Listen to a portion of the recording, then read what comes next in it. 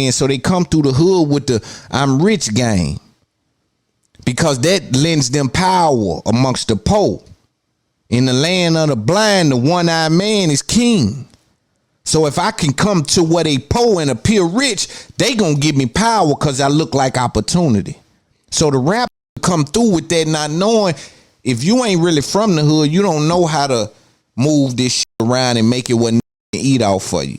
So you just showing up basically stunting on it's your normal life, but feel like you stunting. So it breeds envy. A lot of times the rapper is in a position where he don't even know how to hustle. The people that he worked for just paying him, they ain't even taught him how to hustle yet. And that's what I try to be to my friends in this business. Please teach me how to hustle in this business. Don't just let them cut me checks.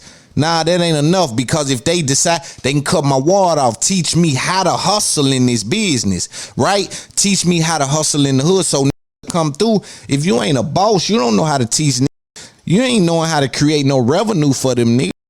So you give them money, and you ain't as rich as they think. So you can't give them as much as they want, as much as they think you should give them. So what happens is you bag yourself in a corner not even knowing. So you bag yourself in a corner because they think you should give them 20 when you giving them 5. They think you should give them 20 because you got those 3 chains in that Bentley and you be talking like this and you had $500,000 on the gram 4 or 5 times. So they think you way richer than you really are. So now you give them 5 in their mind, they saying, man, this slick playing. Then they come back.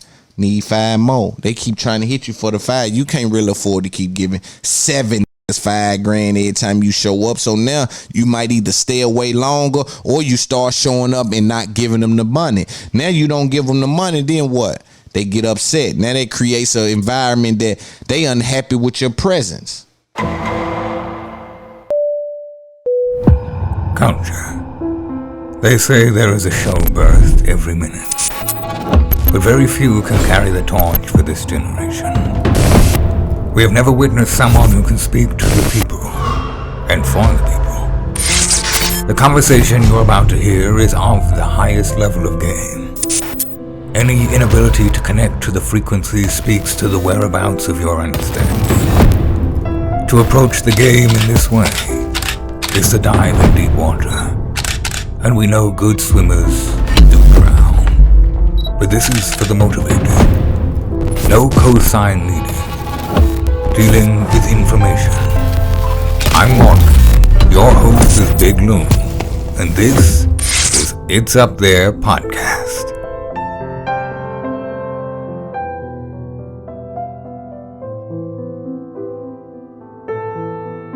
Yo, welcome to It's Up There Podcast. I am your active and attractive host, Big Loon. It's Up There Podcast, fastest growing pod in the world, best podcast in the game, information and entertainment.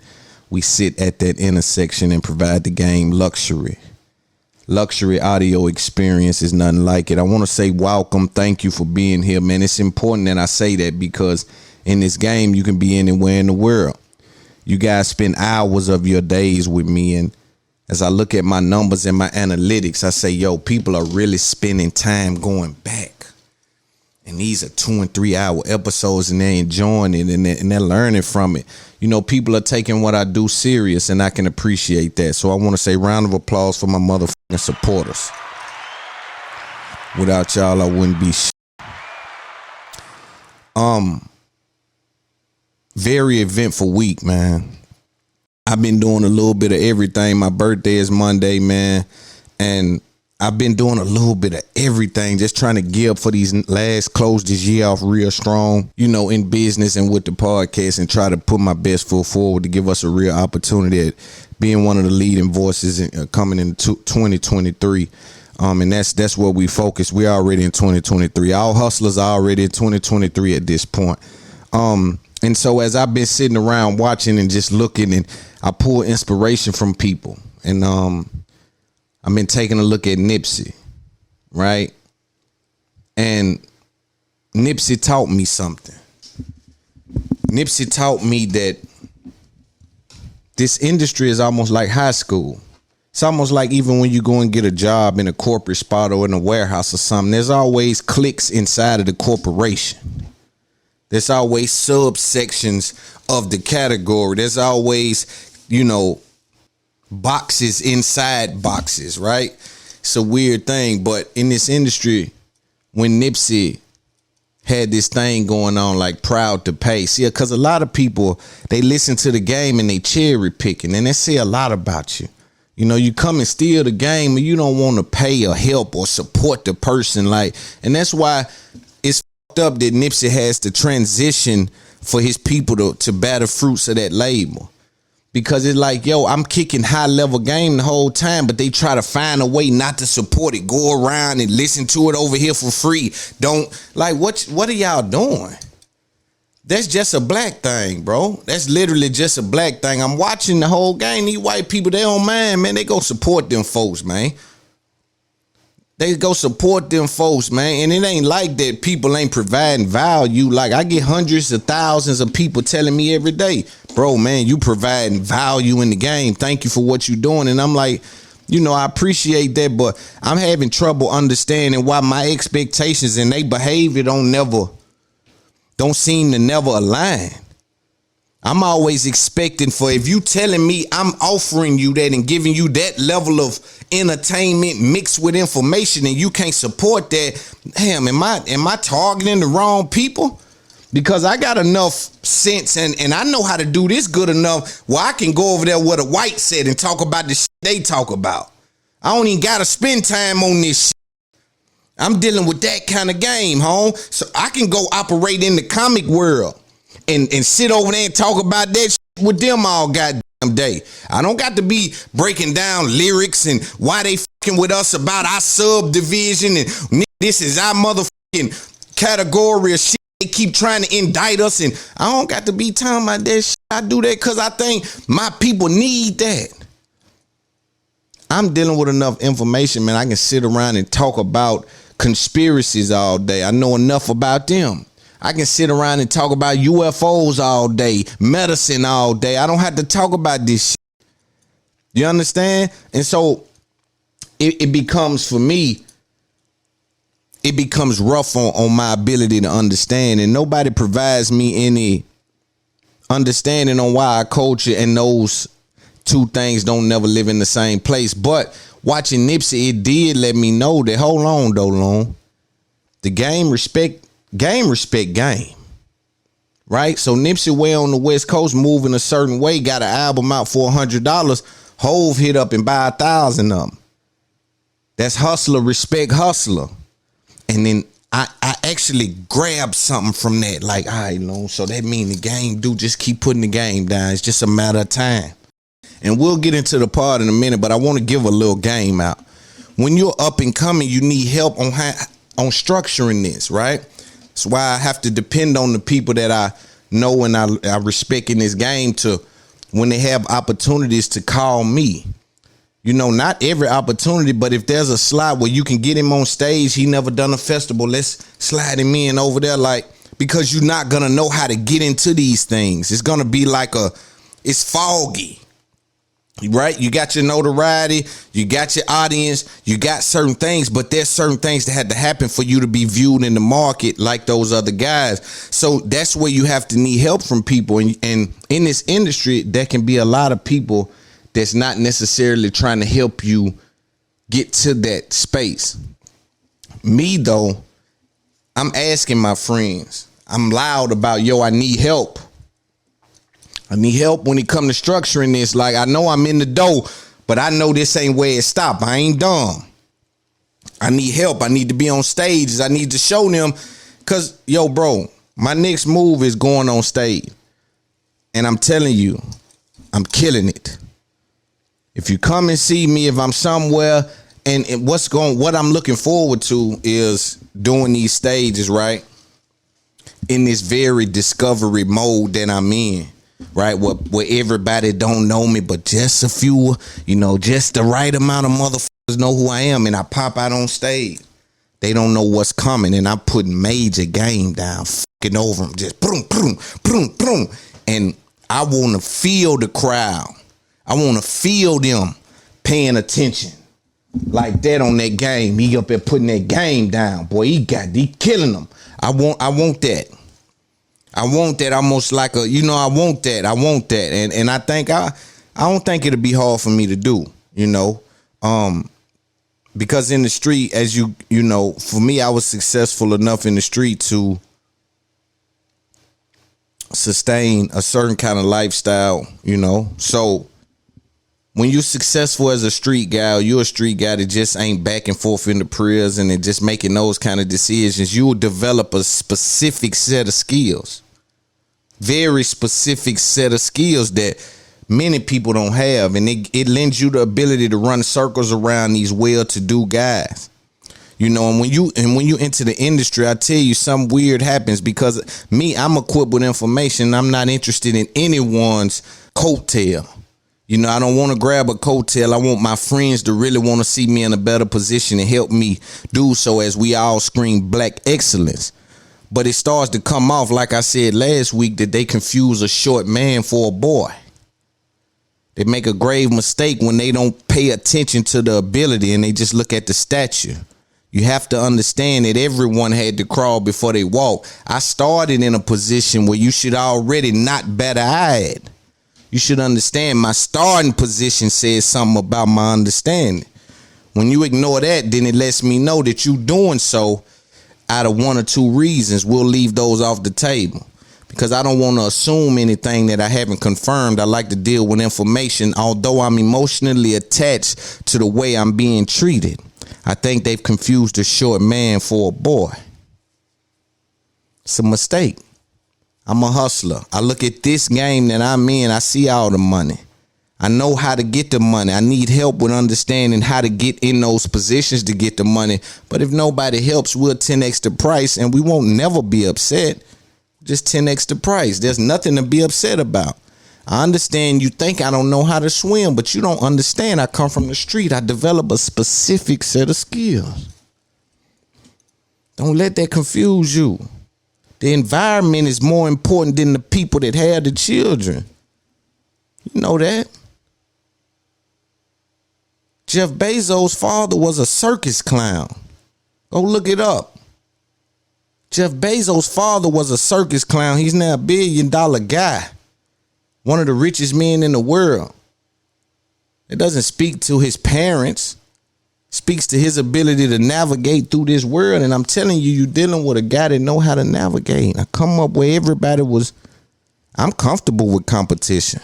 I thrived in a place where everybody sold the same thing and most likely went through the same people. Dudes in the street, 9 times out of 10, when I was coming up before me, they was afraid to travel. The ones that travel will make the real paper. It's a lot of risk involved, but these dudes afraid to travel. So 9 times out of 10, they was all getting it through the same people. We all sold the same thing. So competition means nothing to me. I'm comfortable with that. I know how to operate in it. I keep telling them, when you come from the streets, you develop a specific set of skills. And so in this game, bro, I don't know if they think I don't understand what I provide, but I do. Right? They don't know what they're doing is outdated. They don't know their whole approach is outdated, right? The game, the industry, just how it's happening, it's an outdated approach. What I'm doing will birth more creators to do it in a different way. Not that it's the right way, it's just adding to the algorithm. That's all I'm trying to do. I know I'm fixing a problem. I'm opening up a whole nother algorithm of this kind of part. And I'm operating at the intersection between information and entertainment. I'm dancing well right there. Right? So I take some of these things that happen to us and I understand that how we grow up, where we come from, the lifestyle, the streets. It's almost like when you on a bridge, right? You don't know a bridge need to be fixed or repaired until someone falls in the water, right? And so now whoever the person was that falls in the water, he falls victim. The people that's on their way to that bridge need to bear witness. My job is to bear witness, let the people know what we looking at, do with that what you may. And that's all I'm trying to do. Last week I also was talking about like how dudes you put expectations on some of these guys who you think love you, right? These streets, man, it's a dog place, bro. It gets slippery. You get to think it's right when it's wrong. You know what I'm saying? You think these dudes are rad when they gonna have an excuse, man. They gonna start kicking it with the ops, man. When a couple years go by, they start getting a few dollars, get a little older. If you didn't make it to that age, boy, you're gonna be disappointed from heaven looking down on these kicking it with your ops, man. You're gonna be saying, bro, I died with that shit. These forgave everybody. And I think forgiveness is a beautiful thing. I think you shouldn't indulge in such behavior, but I'm just laying out examples of what's happening, right? And I can't be naive to the results of things. Then you asking me to be stupid. I have a problem with being stupid. I have a problem with being unaware of what's happening. That ain't my vibration. I ain't fucking with that. My thing is to know what's happening. That's me. That's how I'm living. I was also trying to explain, like there's a difference between your enemies and your haters, right? Your enemies can appear as friends, but your haters got better costumes than both of them. Your haters got the kind of costume that they get close enough to really know it's real. Man, that really spent $200K on that watch. I was there. You understand? They really, the haters get close. The enemy is just someone they like you for circumstantial type shit. Them hating, them niggas hate on you. They got hate for you. Them the most dangerous ones, and they costume is better. Them know how to blend in. They know how to make it seem like it's all good. You got to be smart enough to know. See, because when everybody, I know one thing, man. I done made it this far by paying close attention. It's a rough life. I don't get to relax. The more people you invite over, the more paranoid I am. It's just like that. I'm going to have to be rich for 15 years before that go away. It's just, it feel funny somebody coming over my house. I don't want to hire nobody to clean the pool or nothing. Right? I'm in that vibe. I'm on some other shit. I just ain't feeling right about nothing. I come from a place where these things mean more than what you could expect. These little mistakes where you wrote your address down when you applied for the credit card at Best Buy. You got the lights in your name. These little mistakes like that have cost guys I know their life, and has helped us get information on guys. Like, so it's a weary game that's being played. So I know they coming with the trickery. Yeah, they not coming letting you know they haters. They costume on. But you got to remember, you don't call a dog to you with a whip in your hand. You hide the whip from the dog behind your back. Come on over here, you know, cause you done shitted on my couch. You know what I'm saying? Or you trying to get him over and put him in the cage. You don't let him see the cage. You know, you know what I'm saying? Come in. Yeah, like you're giving him something. Come here, come on over here. That's how they doing us out there. But let's get into the show. Let's talk about the Versuz. For those of you unaware, Versuz just had a event about 5 hours long. It was too long for me that I couldn't just sit there and watch it, but I did see a large majority of it, and we'll go through some highlights. So it was a Marion versus Mario, and Ray J, Sammy, Bobby V, and Pleasure P. I'm gonna be honest. Every time I watch Versuz, man, I say, damn, they could have been smacked now. No, I made the point a long time ago that Smack might have dropped the ball. And then, especially with Caffeine, with that budget, he probably got a little budget to make it like that happen. Like, because really, Versuz is just battle rap. And I think Smack was right there. I think Smack did the wrong thing because he was trying to bring rappers over there and make them convert and do battles. He should have just intertwined rappers in there doing a Versuz type thing with a battle and took that on the road as a festival or something. That would have been a hell of a thing. That to the side, Versuz is what it is. I respect it. I love it. Shout out Julia. Shout out everybody over there. Swiss, Tim, everybody at Versuz. Beautiful thing they got going on. With R&B acts though, if I am saying it and being honest, it's starting to feel like that it hurts R&B acts more than it's helping. I mean, it might help in regards to algorithm, but I'm just saying in regards to longevity, these R&B guys are going up there and they looking like, man, them dudes, they look like they fresh off the street singing. We're going to look at a few highlights, man, and see exactly what I'm talking about, but I wish somebody would post up something like the stats, like with one of them singing and then with how many records they done sold. That shit was, you'd be like, ain't no way. Like Omarion up there singing 20, 30 million records sold, and this is what it sound like. It's like, nah, something ain't right. You know, let's look at a few highlights. Ready? Hey. Show some love for Pleasure P and Sammy. Sammy out here heavy. He got the sheer on. Out here. That dude, D. Ray Davis, you know, I think he pretty cool. I didn't like him on here. I'm gonna be honest. I got to start telling the truth. Shout out D. Ray Davis, but them jokes he was throwing and shit on there, and it may be me. I may be out of touch.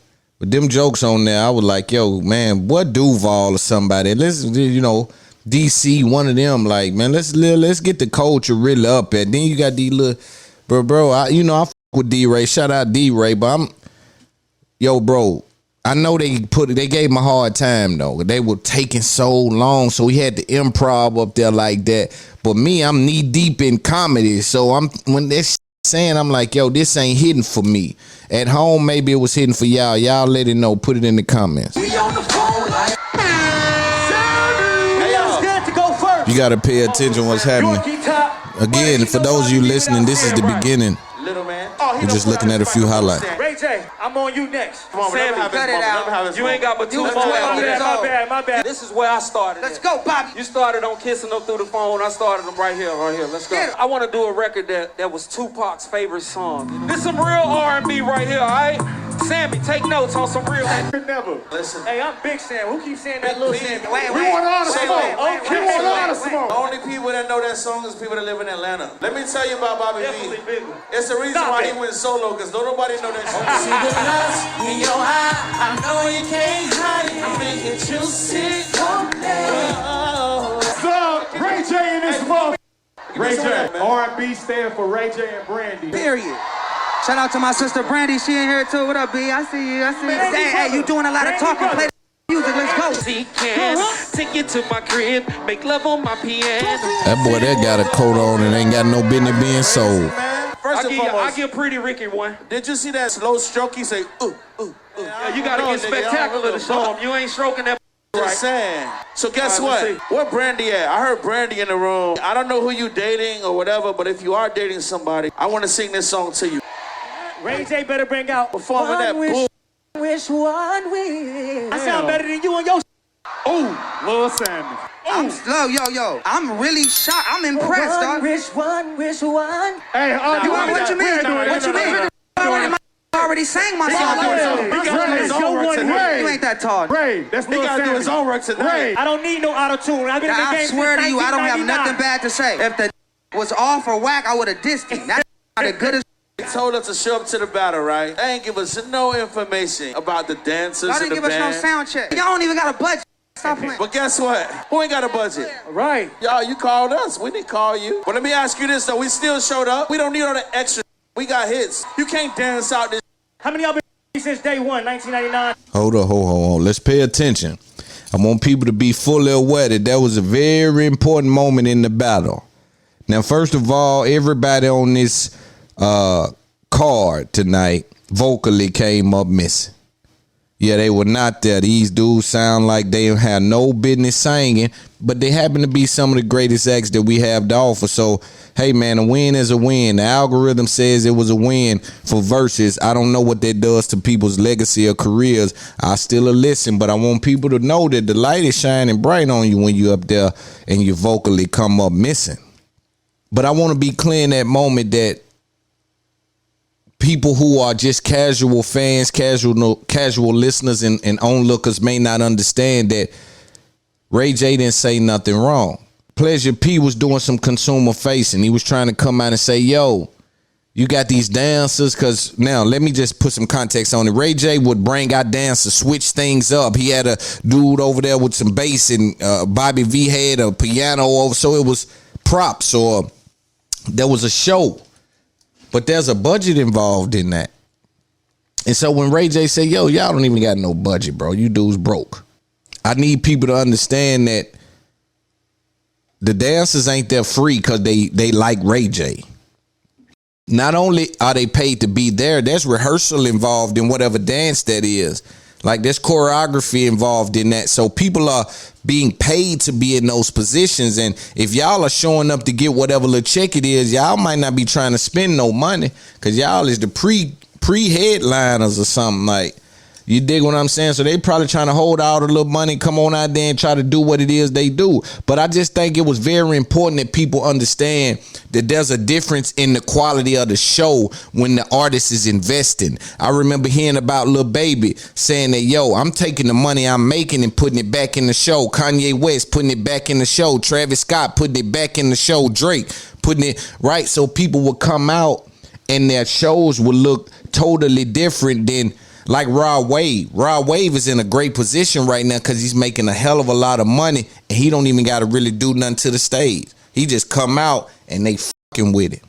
But sometimes when you really want to put a show on, dudes is bringing the flying cars out in the floating stage. Like that shit costs money. It takes from your money.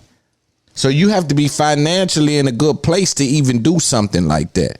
A lot of people go on tour or do shows to bring the money in. When you start putting yourself in a position to spend money on tour, you doing what's called brand building, in my opinion, a great thing, because now you turn your show into an experience. And that's what it's up there podcast is, the experience. This ain't just no come there and hear some people talking, come there, hear some folk talking, learn something, meet some people, get a few books, get some t-shirts, good food, drinks, vibes, strippers. Man, it might be a little of this and a little of that. You understand? But you gotta be aware of that. Let's look at it a little more. Be a superstar, wish to have a fancy car, wish to have $1 million bucks. Let's go. Well, I wish I know being in love. So feel me, pretty baby. I make one wish and I wish it all on you. Oh, making love to the break of dawn, me and you to the baby's born, till my baby's born. Yo, sing, come on. Till my baby's born, till my baby's born, till my be a superstar, wish to have a fancy car, wish to have $1 million. Yeah, bro, they crazy right here.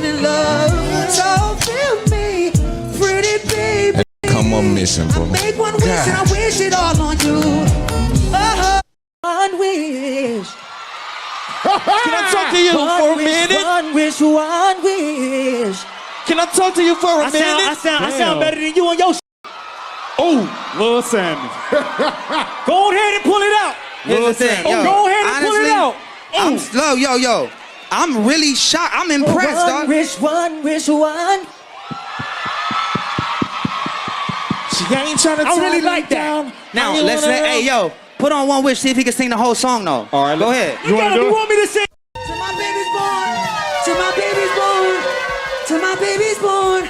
One wish, one wish, one wish. One wish, one wish, one wish. Fellas, It's been number one y'all forever. look, I'm gonna keep it all the way real. I've been having fun with y'all niggas, but y'all all been interrupting my songs, singing the songs, getting in, singing the harmonies. I start again, a cappella to try to serenade Princess. Here y'all go, one wish again, like damn. Like just let me get one off. The ungratefulness. Damn. All y'all been talking about is one wish. One wish, one wish, one. All through the promo, Let him everything. get his Y'all can't song get off. enough of one wish. Let Ray we J love get one his wish, but song Yeah, off. damn. All y'all niggas just mad because y'all don't own y'all hits. That's what I I own said. all my shit.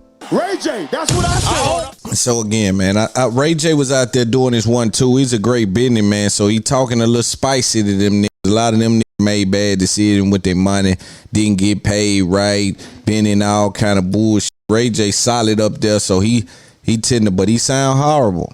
Everybody's, I ain't gonna say everybody, cause Mario sounded good, Sammy sounded alright, but for the most part, a lot of people came up missing vocally that night, man, and it was embarrassing. I'm telling you, man, if they continue down that road, R&B acts will be afraid to get on that Versuz stage. It's counterintuitive. It's counterproductive to the brand. People are going to make fun of you. And it's cool algorithm-wise. Whoa, my Google searches went up this month. But legacy-wise, they're going to say, man, that was the worst moment of his career. Let's look at a little bit of the Omarion and Mario interactions. But I was a fan of the group, and I thought y'all was going to do a reunion tonight. You ain't invite them, so I invited myself. Hey, yo, Biz, Fizz, Raz, Book, come out here. That's a vibe, right? Where your boys at? They not here. It's just you, oh. Yeah, it's just You me. can't do that, man. You gotta It's stop just doing that, me. bro. After tonight, you can't do that no more. Man, it's a wrap. you ain't never been in a group, so I don't think you But qualify. look, so check it out. D-Ray, are Y'all you don't gonna understand tell what be everybody? happening backstage on tour. Y'all don't know. Hey, Are y'all gonna tell Y'all everybody? don't know the weird shit we're niggas be going on. to- Mario, No, it's definitely not. Mario, I know he missed the second tour.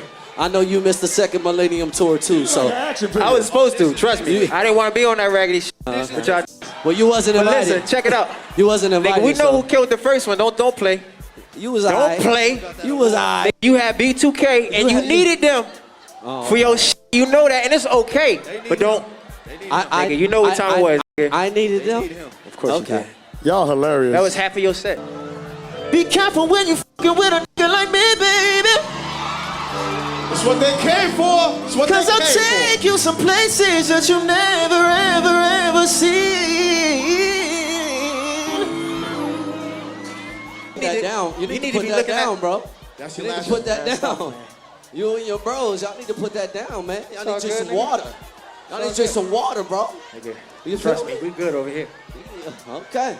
We good over here. Okay. It's dimensions of this shit.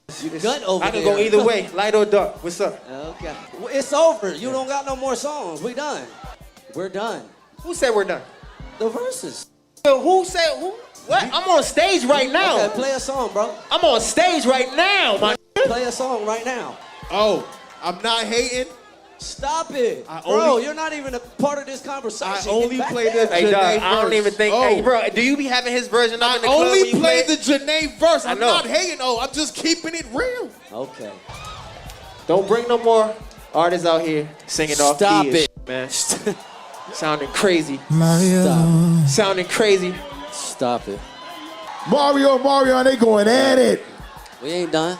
They Sound going like a at cartoon. it. Go ahead, tell them. Both of y'all sound like cartoon characters. And the vocals are just as about as colored in as your Beijing and your hair. Oh, y'all niggas singing to each other too? Y'all gonna sing to each other? Go ahead, go ahead. I know that's what's coming. Go ahead. I wanna watch. It was basic. Have a seat. Bring it Hey, down. yo, have a seat with your boy. You saw what he did? He respected that. No, have a seat, my nigga. What was that? He respected that. What was that? He respected that shit. Thank you. I love you, brother. Thank you. It could get ugly, but it's not my verses. I love y'all. So when we talking about Omarion catalog, we talking about a deep catalog. We talking about hidden gems. That's a little cat. Nah, that ain't cat, bro. That's a little cat. Oh, you think so? You about Go to ahead. start struggling real soon. No, sir. Shit. You about You to about to start struggling real soon. Hey, matter of listen. fact, let me Hey, do something listen. new. Let me do something new. Okay, go ahead. Do yours. You gonna have to bring them out. You gonna have to bring them boys out. Nah. It's a vibe though, but nah. Don't do them like that, bro. Don't do them like that, bro.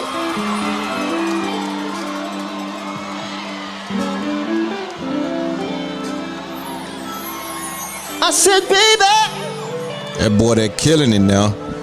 be careful when you fucking with a nigga like me, baby. That boy What they killing came it. for. That's what Cause they I'll came take you That some boy killing places that it. you never, That ever boy killing it now. Marion, my boy, find you somebody to play with. With you by my side, we can come. Ah, round of applause. The boy killing it. It's rough. It's rough Don't live panic, to deal with. I can take you to some octaves that he can't, baby. Trust me. Trust me. He promotes the frequency, but I am the frequency. There's a difference. Which He gonna be one? real bothered tonight by this. Oh, that one put his hand in the ponytail. And then come out with their hair like that. Look at that. Look at that hairstyle right there. That's a nigga think they cute. See, ain't but a few. It's a certain kind of nigga think he cute when he put the hair like that. See that hairstyle? You know, I ain't never doing nothing like it. Respectfully to him. See, that's that R&B vibration. Sometimes when you do R&B, you got to have that vibration where you want to be sexy and all that. That's why I like Chris Brown them, cause they got that they still got that cool factor with the R&B. Tank even, some of them guys. But this here kind of coming off a little, I don't know, it's giving me, I don't know, man. Something is, man, listen, man. Let's listen to a little more. When I say yo, you say yo, yo. Yo. Yo. Yeah. Plus I got another over there. She been wanting to be with me. Got her in her underwear. Gave her what she want that she need. Sound like he missing it. I don't know. Something is up, but his voice ain't giving what it should be giving. Like do the next record, man. Okay. Check this out. Check this out, right? Let me talk to my fans for real, man, because the day ones is really in the building. They really in the comments right now. I can't really hear myself, but we doing our best. Hey, yo, can you do me a favor? Can you pass me my shades right there, bro? Can you pass me my? Come on, bro. You can't pass me my shades, bro. Nigga. He not as humble as he be acting, y'all. Be all cat. Told y'all that cat. He said unbothered. It's looking a little bothered right now. I know. Go leave him alone. Leave him alone. Don't do things. Hey man, you got 2 legs and you a grown man. If your glasses over there, get them your damn self. Okay. I ain't ask you about all that. Go ahead. All right. Do your song. Thank you. Couple wanted bands on the car. Feeling a match. He ain't sounding like that. Hey, Yeah, too many burritos.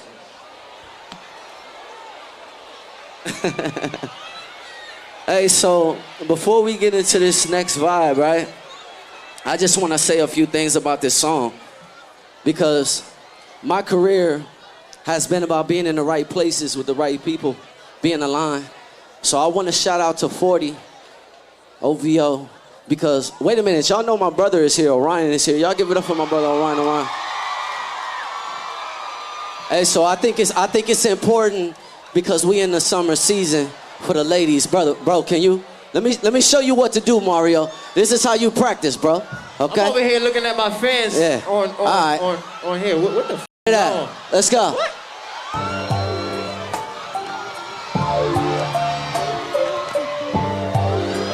He got props. You can't be serious. even though you're all alone. So for those of you listening, all alone when I am gone. Omarion has brought out watermelons. I'm coming back. Yes, I'll be there. Yeah, yeah, yeah. Yes, I'll be there. About the butterfly, sitting at my grave. Hold up, I man. just wanna.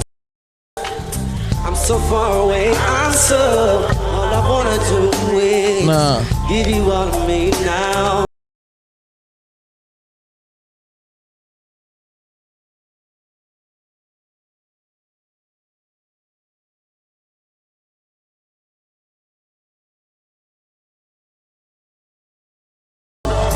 Hey, yo, bro, come on, man.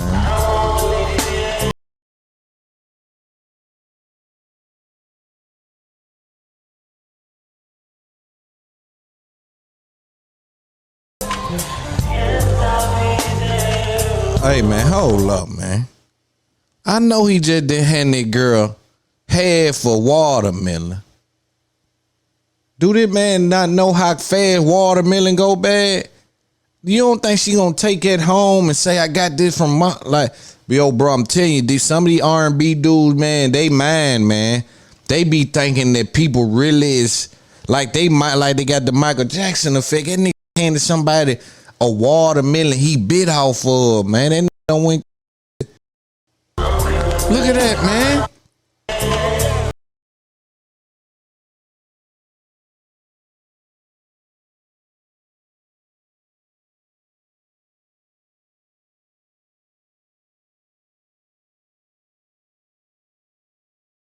Can't even believe that, man. So, yo, hey, yo, man. Wow, bro. He's showing his age. When you bring out a watermelon, you showing your age, man. Man done got old, man. That ain't resonating to the new people, man. That don't work. Respectfully to your pimping, but bro, eating a watermelon or doing some kind of, then why your brother have one? What was that thing about? Like, it was I don't know what that was. These vocally come up missing and then show up with a watermelon, ate half of it and handed it to a woman. Boy, them thinking they God's gift, man. Them crazy, man. Hey, boy, man, make you want to think, man. I'm gonna leave it alone, man. Some conspiracy theories I can get into, man, about some of these R&B cats, man. But golly, I don't even got the nuts to hand somebody a watermelon out and bit. I don't even think I'm that valuable. Damn, what I'm that valuable to where she want my head for bit watermelon? I got that much value on me. These love me. That's how I gotta think, man. See, that's why I always tell people I don't never deal with what the results is. I be dealing with how I think to even do some of the shit they be doing. Like for a hand you a watermelon, he already done bit in his mind. Yeah, this'll mean something to her. She that special girl I gave my watermelon to that night. That ain't hitting home. Man, I'm telling you, man, you get caught in the echo chamber, man. See, because you meet girls. See, this is what happened, man. That's why I try to tell y'all, man. Becoming famous, it ain't just what it seems. This really is like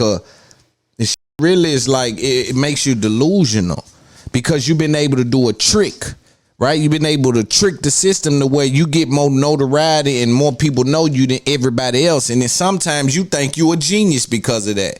You could trick yourself into believing because I got more followers than that dude. I'm smarter than that person. I mean more than that person because I got more notoriety. Like, bro, you start to get weird. This famous shit get weird, man. You know what I'm saying? These dudes try to wear it well, man, but a lot of these people is weird, man. Even me. The idea that you want people to even know you is kind of weird. Like, you ain't supposed to have this much notoriety, so I ain't even got to nowhere near the point where I'm going to bite a chip and give it to you. You understand? I'm going to bite this chip and take it on with you, babe. Yeah, that's Loon chip. That's like, no, man, you tripping. But in closing, man, I think that at some point R&B acts may start to stay away from verses unless they get the live auto-tune, unless they get that right. Because a lot of them guys now, Mario sounded good. I fuck with him. But everybody else, for the most part, vocally came up missing. Yeah, it need to be an APB out on voices, man.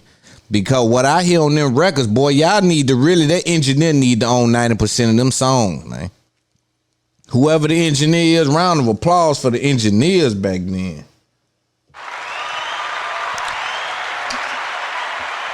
Cause boy, golly.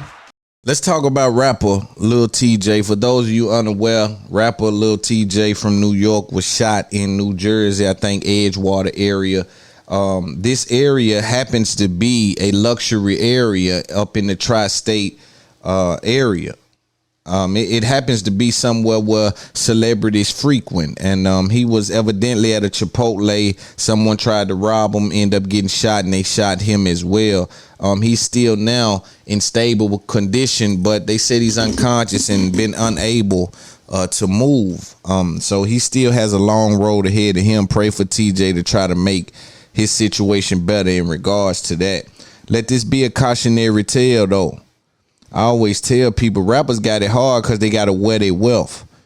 You know, rappers got to look a certain way to resonate. You know what I'm saying? And it's fucked up because people in our culture only want to follow you a lot of times if they think you got more than them. You can't tell me you got more than me. You got to show me you got more than me. So a lot of times I be wondering because some of these little rap dudes be 115 pounds. See, I'm a big old yeah, I'm old big old. You gonna wrestle.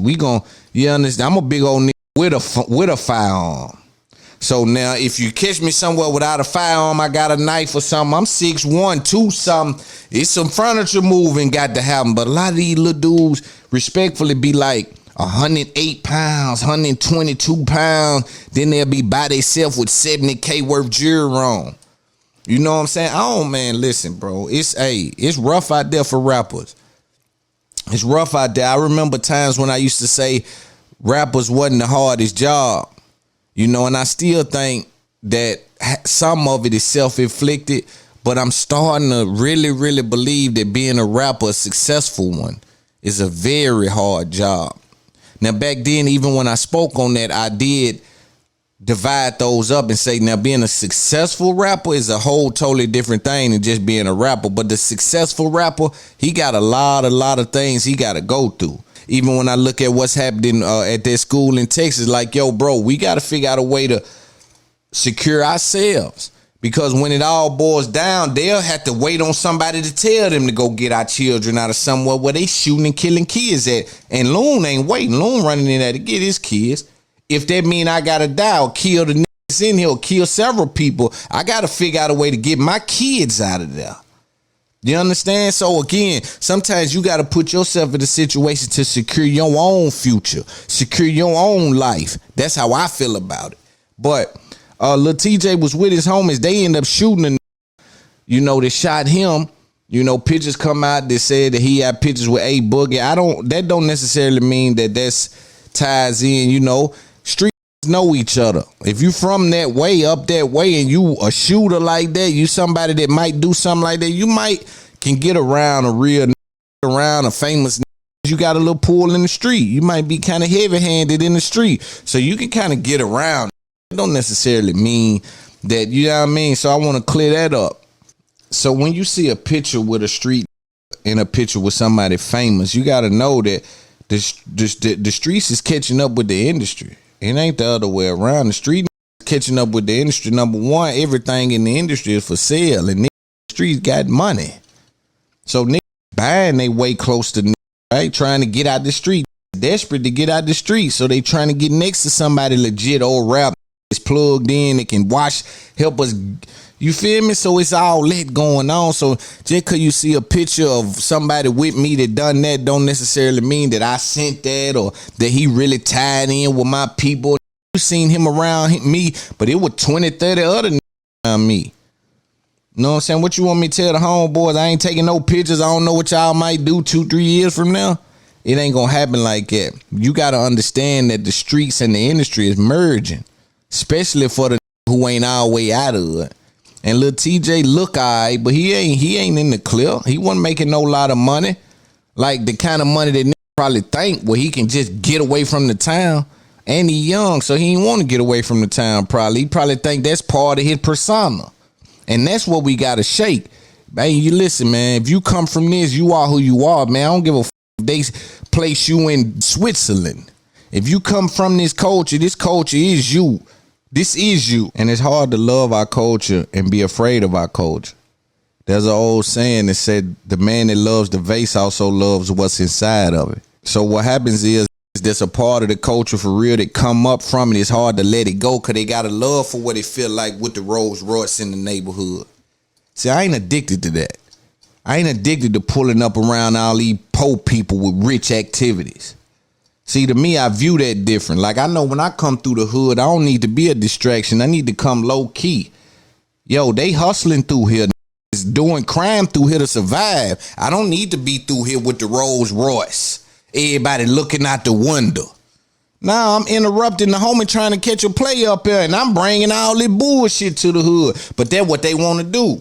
Because they ain't never had to really survive off the land. Nigga, I know what it's like to have to survive off the land. All I got is the land. This street, these couple of blocks up here, these people getting these checks or whatever the situation, that's all I got. So I don't need to pull up over there in the Rolls Royce unannounced. Now, I do need to do that to make the young as possible, but I need that to say July 13th, Loon will be in the hood giving away such and such. Like, make that a thing, letting shut the traps down. Y'all know I'm coming through there with cameras and shit.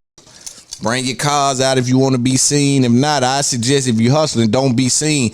But if you're old, legit, get your business shit together, get out there. I'm bringing the cameras through there. We giving the kids shit. I'm bringing industry people around.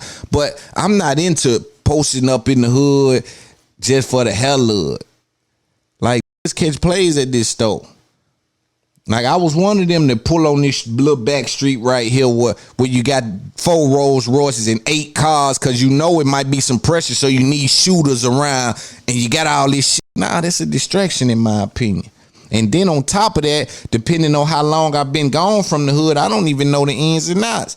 It done changed around here. I thought such and such still live right there. They don't live right there no more.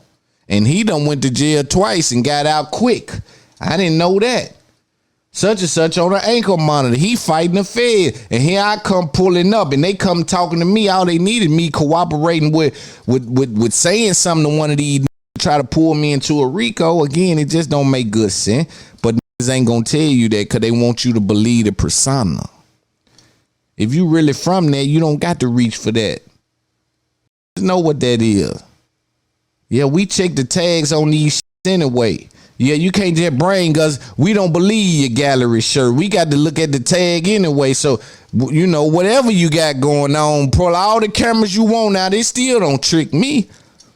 Go post up in the neighborhood with 1 million cameras. I still don't know if I believe it. So you wasting your time. And a lot of times the rap find itself in beef or like to hang around this shit that ain't really from this shit. Like if you from this shit, you'll find a way to help make money in that shit without being in that shit. You know, and I ain't gonna be able to speak much about that. But if you ain't from it and you trying to blend in, you gonna come around balling and ain't nobody gonna be getting nothing. And that's gonna start to breed envy. Cause gonna say he rich and he ain't helping nobody. A lot of times you just good at tricking niggas. So rap is some of the biggest con men in the world. So they go through the hood looking way richer than they really is. See, we fell victim to that in my city a long time ago. You know, when we find out Buck, see, because I'm from Cashville where Buck from. So when he was coming through, we thought he was hella rich because he was doing super good at a point of time. But then when 50 put out that he was needing help with shit, we said, oh, shit, we thought he was rich. He had us thinking. So I've been done paid attention to that and got out from that ain't what we doing. We ain't never trying to look hella rich to these around here. That ain't the goal. We trying to be hella rich, right? And the byproduct of that just gonna be the results they got to deal with. But we ain't reaching for that. You understand? But a lot of times it's con men, so they come through the hood with the I'm rich game. Because that lends them power amongst the poor. In the land of the blind, the one-eyed man is king. So if I can come to where they poor and appear rich, they gonna give me power because I look like opportunity. So the rap come through with that, not knowing if you ain't really from the hood, you don't know how to move this shit around and make it what can eat out for you. So you just showing up basically stunting on niggas. It's your normal life, but feel like you stunting. So it breeds envy. A lot of times the rapper is in a position of where he don't even know how to hustle. The people that he worked for just paying him, they ain't even taught him how to hustle yet. And that's what I try to be to my friends in this business. Please teach me how to hustle in this business. Don't just let them cut me checks. Nah, that ain't enough, because if they decide they can cut my water off, teach me how to hustle in this business, right? Teach me how to hustle in the hood. So come through. If you ain't a boss, you don't know how to teach. You ain't knowing how to create no revenue for them niggas. So you give them money. And you ain't as rich as they think. So you can't give them as much as they want. As much as they think you should give them. So what happens is you bag yourself in a corner not even knowing. So you bag yourself in a corner because they think you should give them 20 when you giving them 5. They think you should give them 20 because you got those 3 chains in that Bentley and you be talking like this and you had $500,000 on the gram 4 or 5 times. So they think you way richer than you really are. So now you give them 5 in their mind, they saying, man, this slick playing. Then they come back. Need 5 more. They keep trying to hit you for the 5. You can't really afford to keep giving 7 $5 grand every time you show up. So now you might either stay away longer or you start showing up and not giving them the money. Now you don't give them the money, then what? They get upset. Now that creates an environment that they unhappy with your presence. But you were playing hustler. You were playing rich. You were playing that. That ain't you. And that's why I tell. And you can't explain what you ain't been taught. So it ain't like you can tell these niggas how to go get some money. All you can do is give them a fish instead of teaching them how to fish. And the minute you don't give them a fish, they upset. Now, let's say you do give them a fish. I keep telling yo, these is greedy. These non-hustling dangerous, they greedy. These niggas think they dangerous and tough with no hustle, non-productive, dangerous. Them niggas greedy. So they want to put the press game down for a little more. I ain't involved in no press game from nobody. We'll die. We'll die with the money. But ain't no rich nigga because the money don't go with you.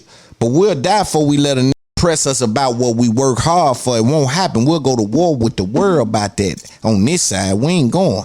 And so they want more. More. pressing for more. They damn near want to live like you, off you. See, you living like that off your hustle, but they want to live like that off you. They don't even think that's disrespectful. I'm living the way I'm living because my hustle, and you want to live like I live off of me? Y'all greedy. If these blind and you give them eyes, they'll ask you for eyebrows. Ain't saw nothing his whole life. You gave him eyes, he'll ask you for eyebrows, man. I'm noticing everybody else got eyebrows, man. I ain't think you can give me some of them eyebrows everybody else got. You ain't had eyes. I just got it the way you can see. You been underwater your whole life. I bought you up and that wasn't enough. It's greedy. No hustler have ass is greedy. I'm uninterested and I don't indulge. I don't play the game. Ask anybody. It's a reason why ain't under my bro. Nobody that I know or nobody period can say nothing about what I got going on. I'm loud about that because it took me longer because I went that route.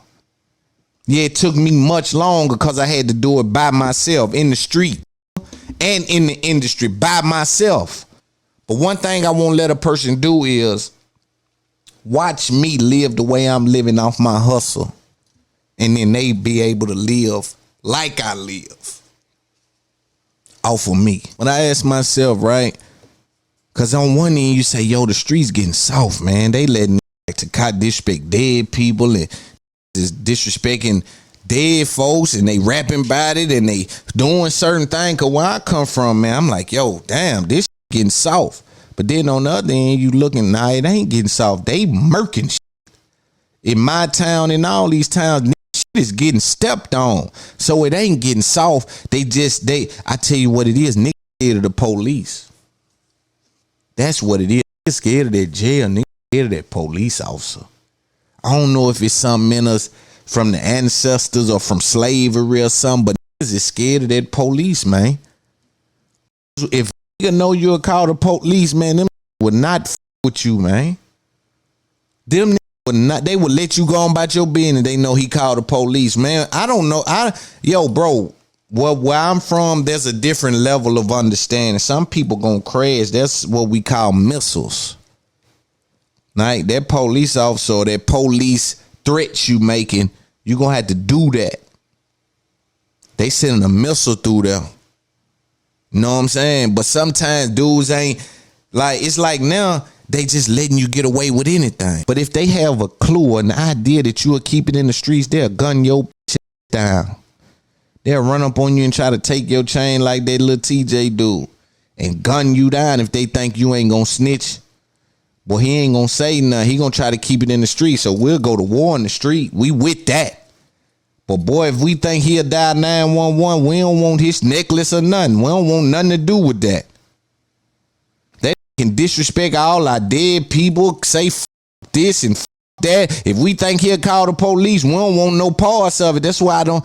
Yo, man, what is that? Somebody explain that to me. Because even in the war on the street, you still deal with the police. Like, if we even look at the last RICO charges in Atlanta, that's some shit that try to keep in the street. That's what I was trying to explain a couple of weeks ago of how, we can be like, all right, no police interaction, keeping it in the street. But if they can verify what's happening, they still get involved and still get you. I send my prayers to TJ. I tell the young and even the old, just dudes, period, dog, find happiness, find love, get you some money.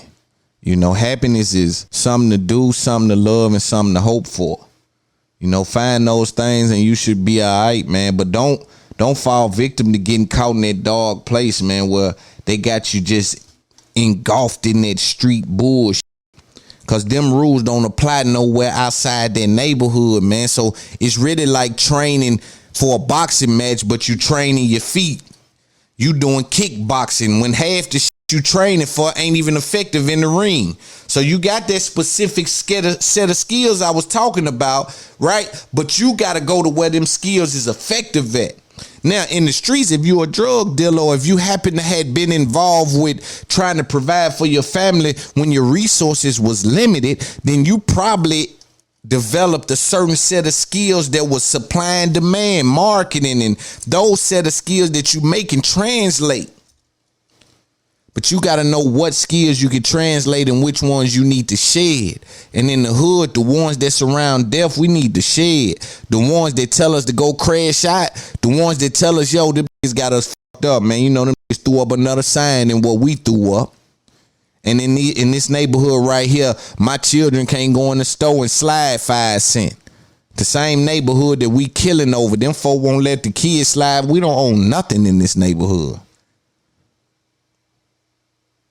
They selling stale candy in them stores to our children. Bad popsicles and shit. We might bring bread back sometimes in these neighborhood stores. These folk won't let us slide $1. We done spend. We come here every day. But let us be $1. Get off our property. Now you can't stand up here like yo, bro, it's a lot going on. Also in the hood, I think the big homies don't know how to use their influence. I think they have an issue understanding their own power. A lot of times, man, like a big homie, like I'm talking about a real one. Like I know a couple in my city, they got some reputable people up under them, like a bunch of dudes that might have done 10, 15 years. They got businesses and $200,000-$300,000. All they got to do is say, yo, let's put some money in this. And a lot of them gonna do it based on the big homie word. But the big homies be caught up in that street shit. They in that cycle too. In that cycle, they don't know how to evolve, man. We got to do that, man. We do everything in the world but spend time on evolving, man. We just would not set aside time to say, yo, my vocabulary limited. Let me get a few more words in my vocab. Let me spend some time doing things that I'm a beginner to where I can know how to face adversity. The only adversity we get is when we go to prison. That shit be weird to me, bro. We got to do other things, in my opinion, just to elevate our culture.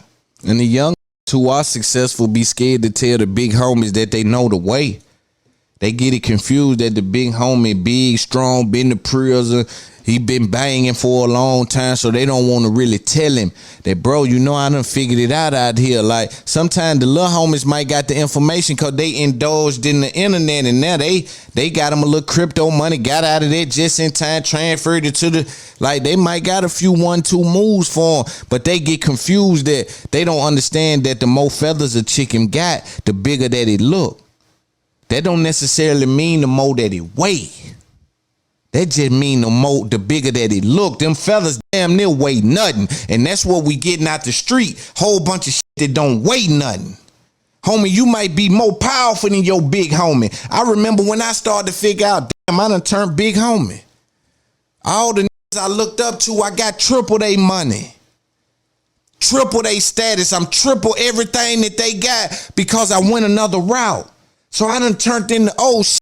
Now, only thing that made them the big homie in my mind was, damn, they gotta have more information because they got more money than me. But now they just had a plug. You ain't had no plug. Yeah, you ain't get no love on your price. You had to pay the whole thing all the way out. Like, it wasn't that type thing, right? So again, we gotta know that a lot of that come from the street, it be worthless in the real world. You understand? Big old strong nigga. But is that what can he do in real life though? In real life, I'm talking about for his mother, for his children. If they need 50 grand right now, can he make that happen? That is a reputable, that is a real one. But his mama need 50 grand, can he do that? His kids want to go to private school. They struggling in public school. They need to go to private school. Can he do that? His son need to be put in jujitsu, man, so he can really get his mind right and learn how to surrender and be a better person and learn what adversity look like. Can he afford that? Can he put him in a situation to better their lifestyle, or he's just a big homie when he pull up over in the projects that don't nobody own where the rent $18? We love everybody in the projects, but I have to put in perspective that it's not valuable in the real world when all the stripes, all the feathers that they put on the chicken don't weigh nothing. When it's time to cook the chicken, they get rid of the feathers. When it's time to cook the chicken, they get rid of the feathers. When it's time to weigh the man, they get rid of all that street shit. What kind of father is it? When it's time for your funeral, they talk about what kind of father was it? What kind of son was it? What did he contribute to life, to the world? Did his mother love him? How they feel about him, the people that knew him? Did he contribute? What was his benefiting factors? Not just, man, he was a knockout artist. Man, I remember he pulled up, man, and knocked out 6 people. Help me understand, man. Help me understand. Again, I'm freestyling. This is this Up There podcast. Limited to no understanding for people who don't understand the game I'm putting down. If you miss what I'm saying, this ain't for you. Respectfully, you should probably find somewhere where they like to listen to some of that bullshit. Because this right here is where we put the real game down. This is where we really have those conversations that people need to have, that people want to have, people want to talk about. And I ain't even cranked up. I'm doing this alone. So respect what this is I do. Find a way to support this. I hate that it feel nasty that in our culture I got to say that.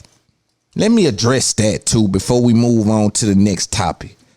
It feel nasty that I gotta tell you listening to me right now, knowing I'm putting major game down. Ain't no telling how many times you done heard me put that kind of game down. And I gotta say, find a way to support it. It's embarrassing to me, huh? It's embarrassing, bro. 'Cause I look at them white boys, and when I say that, bro, listen to this. Dude, them. When I say dude, them, I'm talking about me. Dude, them I ain't one of them racist kind of niggas where I'm looking at them folks like that. I'm respecting the business acumen, man. I'm respecting that they people, they don't even gotta say that to they people. They people just flooded. Hey, yo, I'm just with what he doing. I'm with him. I'm buying his shirts. Them put something up and sell out. Black people only got a couple people they'll let do that. 3-4 people that got the ability to sell out soon as it drop. And tell me why that's the case. You can't tell me that those people are the sharpest knives in the drawer. And even if they are, we got other things in the drawer that need to be considered as well. Yeah. You don't flip a egg with a knife. You bring the knife out to cut. You bring the spatula to flip something. You bring the grill for this, right? So in our kitchen, in black media, black culture, we got all those different things that need to be respected. But it's like we'll only let 1 or 2 or 3 people get everything and hang the money up. Loon don't respect that. And I'm gonna give me some money. They gonna have to figure out a way to, yes, Lord, we finna break the pool balls up. Or we gonna have to do something. I start like, we gonna figure it out. I know they ain't gonna let me down. The culture ain't gonna let me down. I'm putting too high level game down. If this don't resonate, I know the game fake.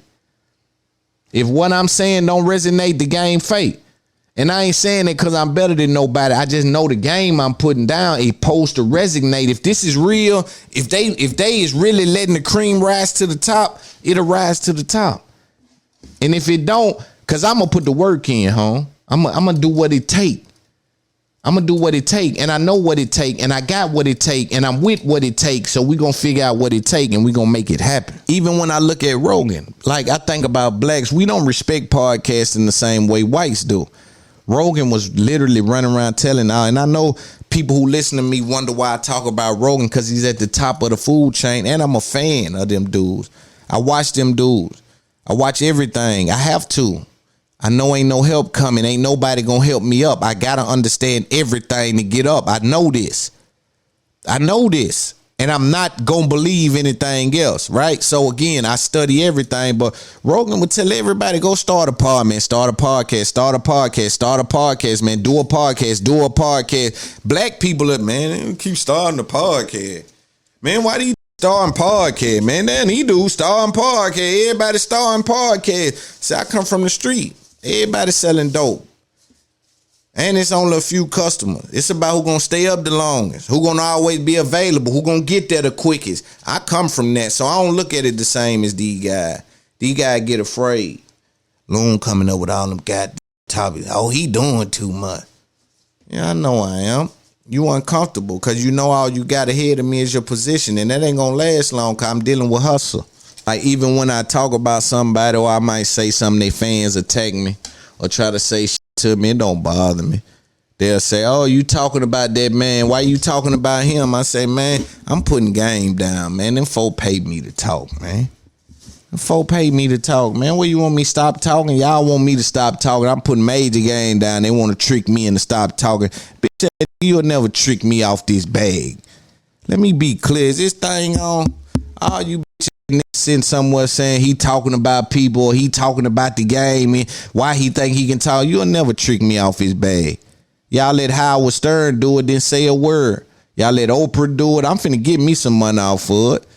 I've been living what they been talking about, so I ain't studying what they talking. It don't work over here. But again, with podcasting, I understand that gold should be sold to the people that know the value of it.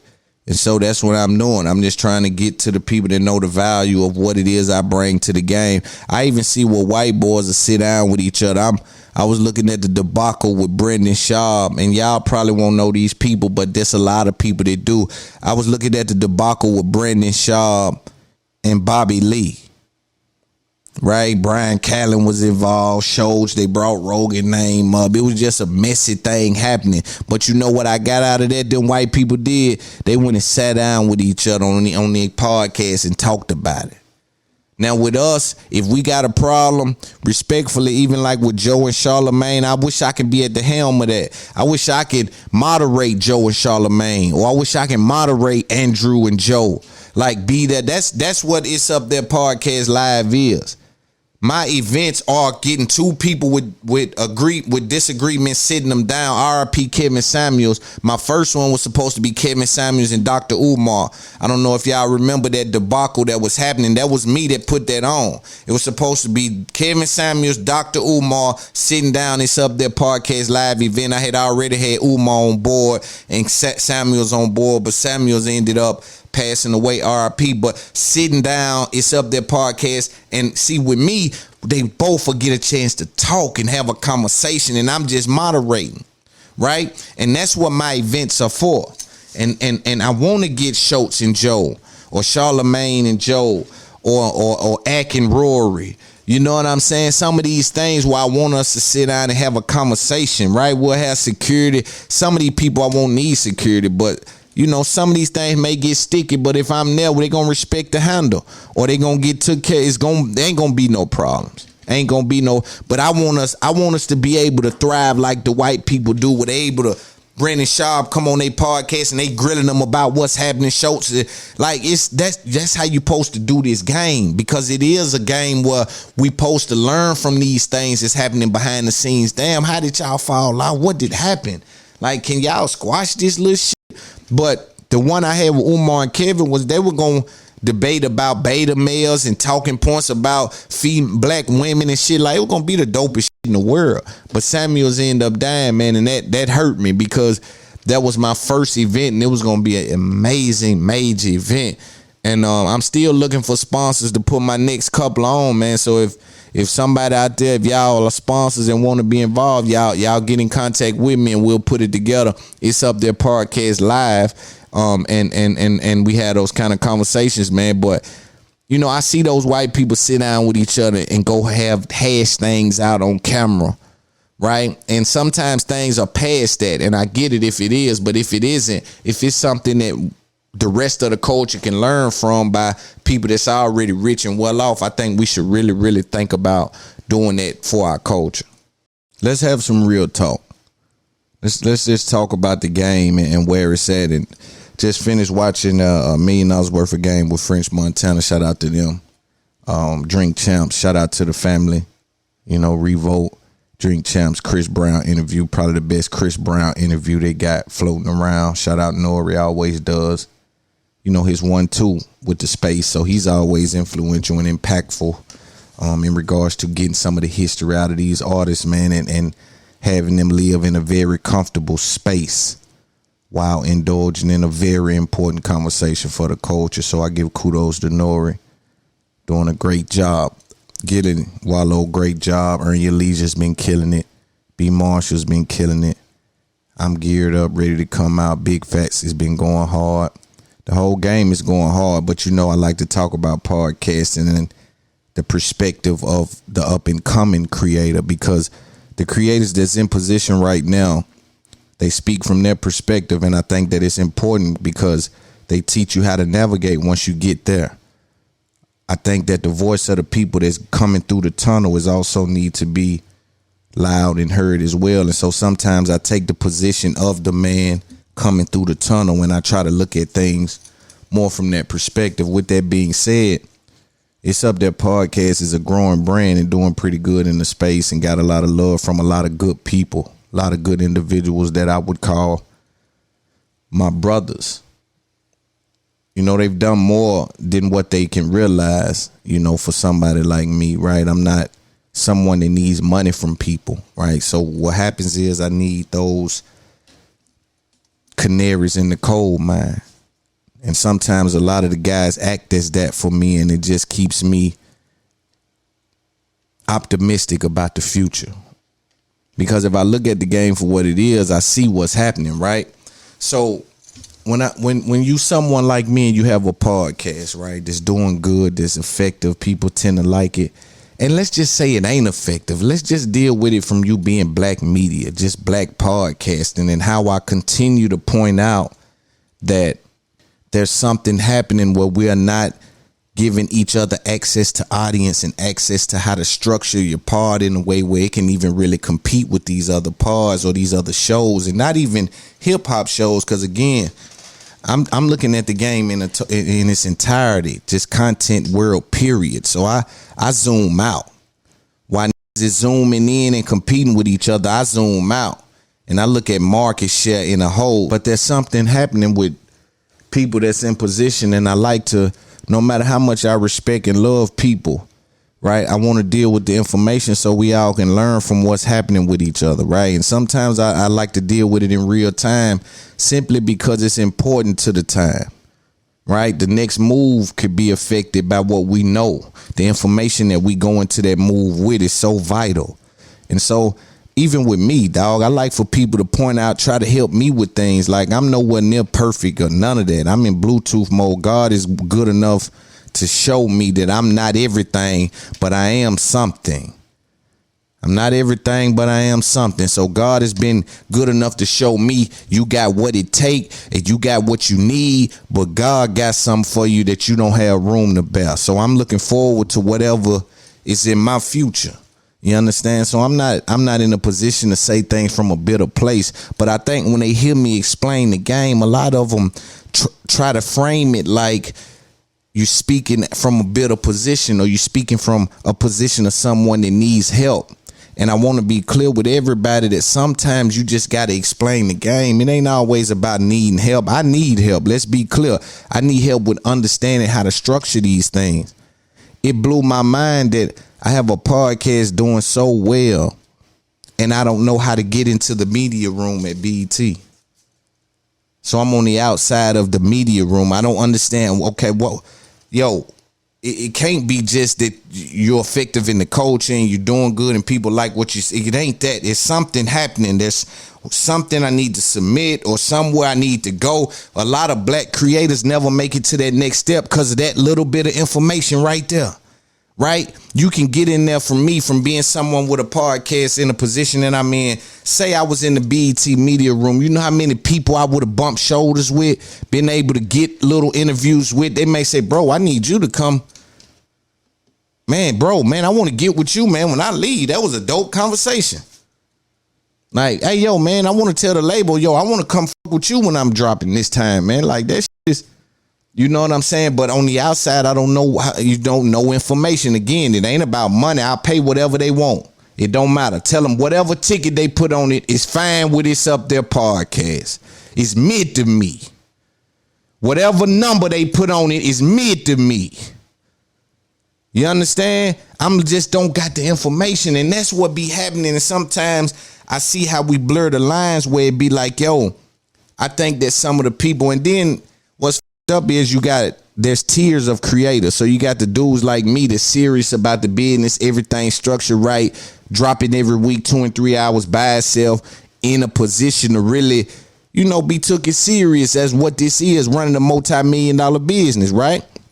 Then you got the dudes that do just want fame and celebrity, just want to come around and take pictures. Hey, it's all my celebrity buddies.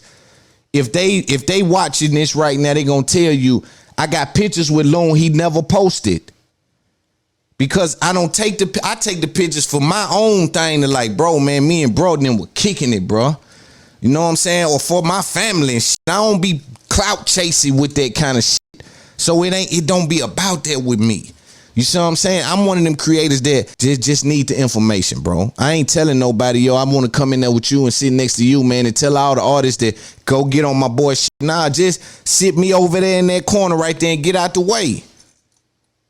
Like I come from the, man, get out the way. I know what I'm doing. Just sit over everybody that saw me at Revolt, ask them how I move around. Just get out my way, man. I'm all right with this. I'm comfortable with the information I'm holding on to. So whatever position I find myself in, I'm good with. You understand? So, but it get frustrated on the outside when you like, man, how am I? Because those things are vital for brand building and just for purposes. And that's something that I know, you know. And so I'm always thinking like, all right, I can't miss another one of them. So I reached out to the team like, yo, can we figure out how to make sure that I don't ever miss something like that again? Because my brand is strong. I want to talk to the culture. I'm not one of them little dudes that's hiding from the culture. I'm not one of them little dudes that's talking and can't come outside and all that. I'm outside. Let me push up on the real.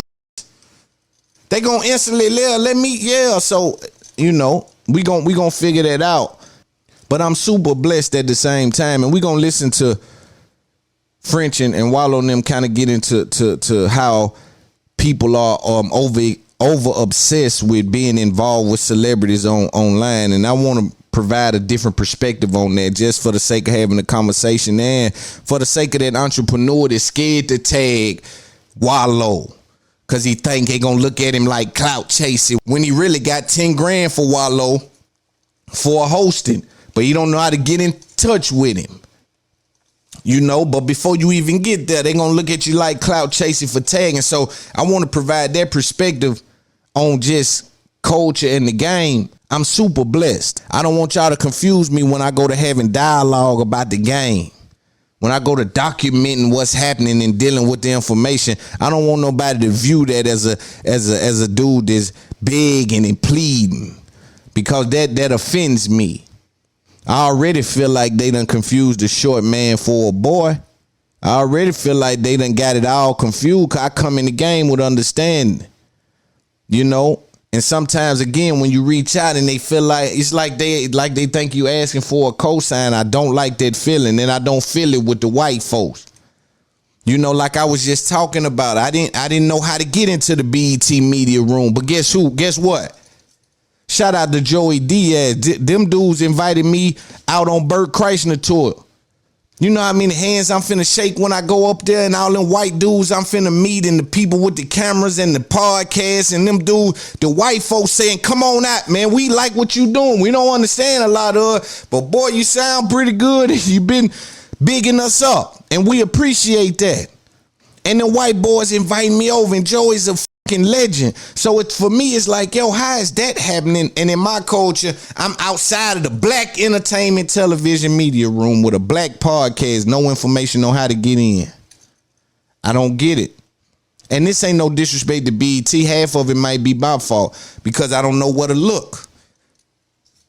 If your hand is on the pulse, I just feel like, damn, you know, but maybe it's on me. So we share some of that, but it's just a fucked up feeling. But I'm blessed, dog. And again, I don't want people to get it confused. And that's why I be loud about it. I say, you know, I popping it. You know, I go to popping it because, you know, I'm super blessed. It's a big blessing I'm dealing with. And I don't want nobody to confuse it with a small blessing. You know, with a little bitty blessing. See, a little bitty blessing calls for a little bit of pop. But boy, when you got a big blessing, yeah. You get a bigger pop. But this what it look like, man. You know, I got good people on my team, good people, I got a good Rolodex, people I can call, reach out to. In this game, I just wish, man, that it was a little more structure, man, where, you know, there's avenues for people to get in position. You know, I know you can't ask for $5 million. You know, you got to get in position to ask for the ball. I always talk about it. Shaq better not throw his hand up by the 3-point line. If you don't get down there by the rim, but boy, when you get that by the rim, anybody with the ball will get you the ball. I'm trying to get by the rim. Yeah, I'm trying to get by the rim. It's enough for everybody. They heard Baby say, it's enough money for all of us. I'll post your music. It's enough money for everybody, bro. But I think in a weird way, we go to dealing with that syndrome of, I ain't letting nobody up off my back.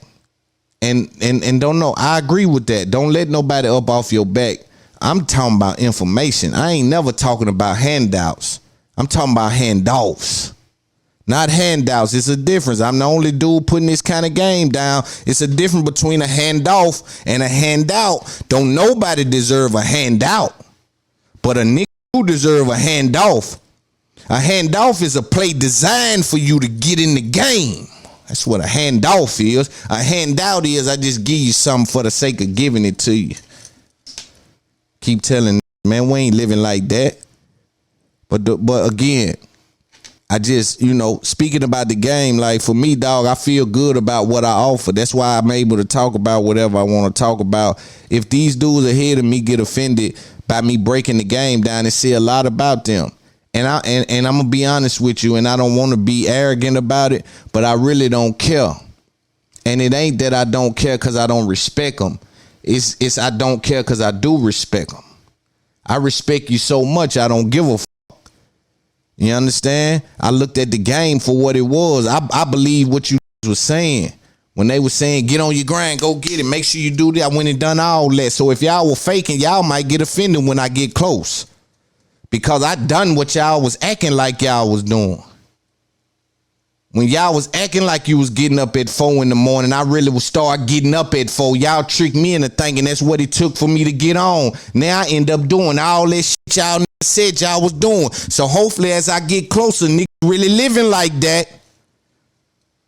It get uncomfortable when the truth get close to a lie. Nigga, shit get weird.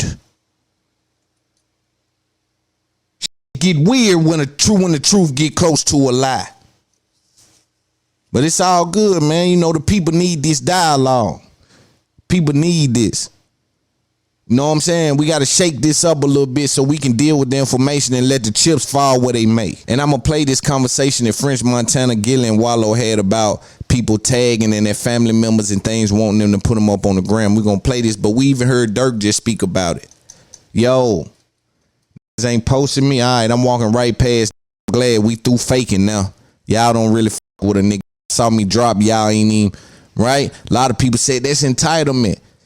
See how I can get confused, and that's only in black culture. And white folk, they understand what it means. That means, yo, damn, y'all ain't gonna help me trigger the algorithm. Y'all know I'm playing algorithm. That's what I'm saying to these podcast dudes or these dudes that's ahead. Yo, y'all know what this is. Y'all know I can't get popping without the algorithm. Don't make me start telling everybody what y'all share this shit. Cause I'll blow this shit up and have 17 million niggas knowing the formula of this shit. You understand? Y'all, you feel me? So that's what he's saying. But let's listen to what they were saying about it. Said you unfollowed me. Man, you on some dumb shit out here, man. You just look like going unfollowing.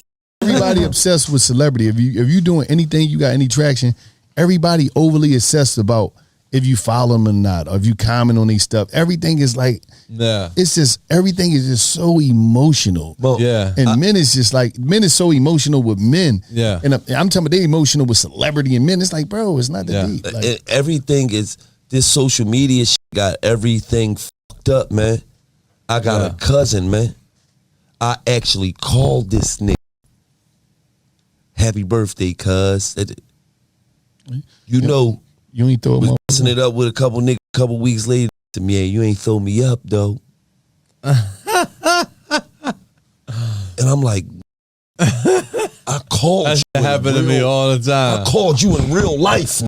What do you mean? You my cousin. We grew up together since kids. You worrying about me posting you they don't want that on Instagram? No, my own son hit me and told me. He was like, yo, you threw Drake up for his birthday. You ain't throw me up. Oh, he checks you. My son. He checks you. This is my son. He was like 10 years old when he told me that. I'm like, yo, you 10 years old, you want somebody to kidnap you in school? Like, knowing you my son? No, the fact that he threw Drizzy in there. Yeah, he was like, oh, he threw Drake up, you ain't throw me up for my birthday. I'm like, yo. I had to pull him to the side, like, yo, your mother telling you this? And what's so fucked up is a motherfucker really have an attitude. A motherfucker really What? feel like you don't with them. Yep. You feel what I'm Yeah. saying? Like, and another thing is like family, man. Family Yeah. be tripping about that shit, man. Yeah. Family be tripping, motherfuckers. Everybody think like Instagram shit. don't understand that, like, bro, we running a $50 to $100 million company around here. Mm-hmm. This not no play. Mm-hmm. This is for real.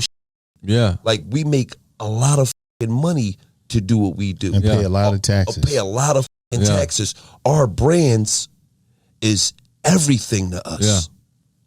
But a motherfucker in your family, they don't never respect think it's that just a shit. page. They, It's they think Instagram. it's just a motherfucking. They don't see the sacrifice. Man, you don't understand. They don't this see shit. I come in here. Post your cousin up. Throw your cousin up, boy. He got a clothing I line. don't You give a like, what the I got to do? you go to your cousin page, just got one T-shirt.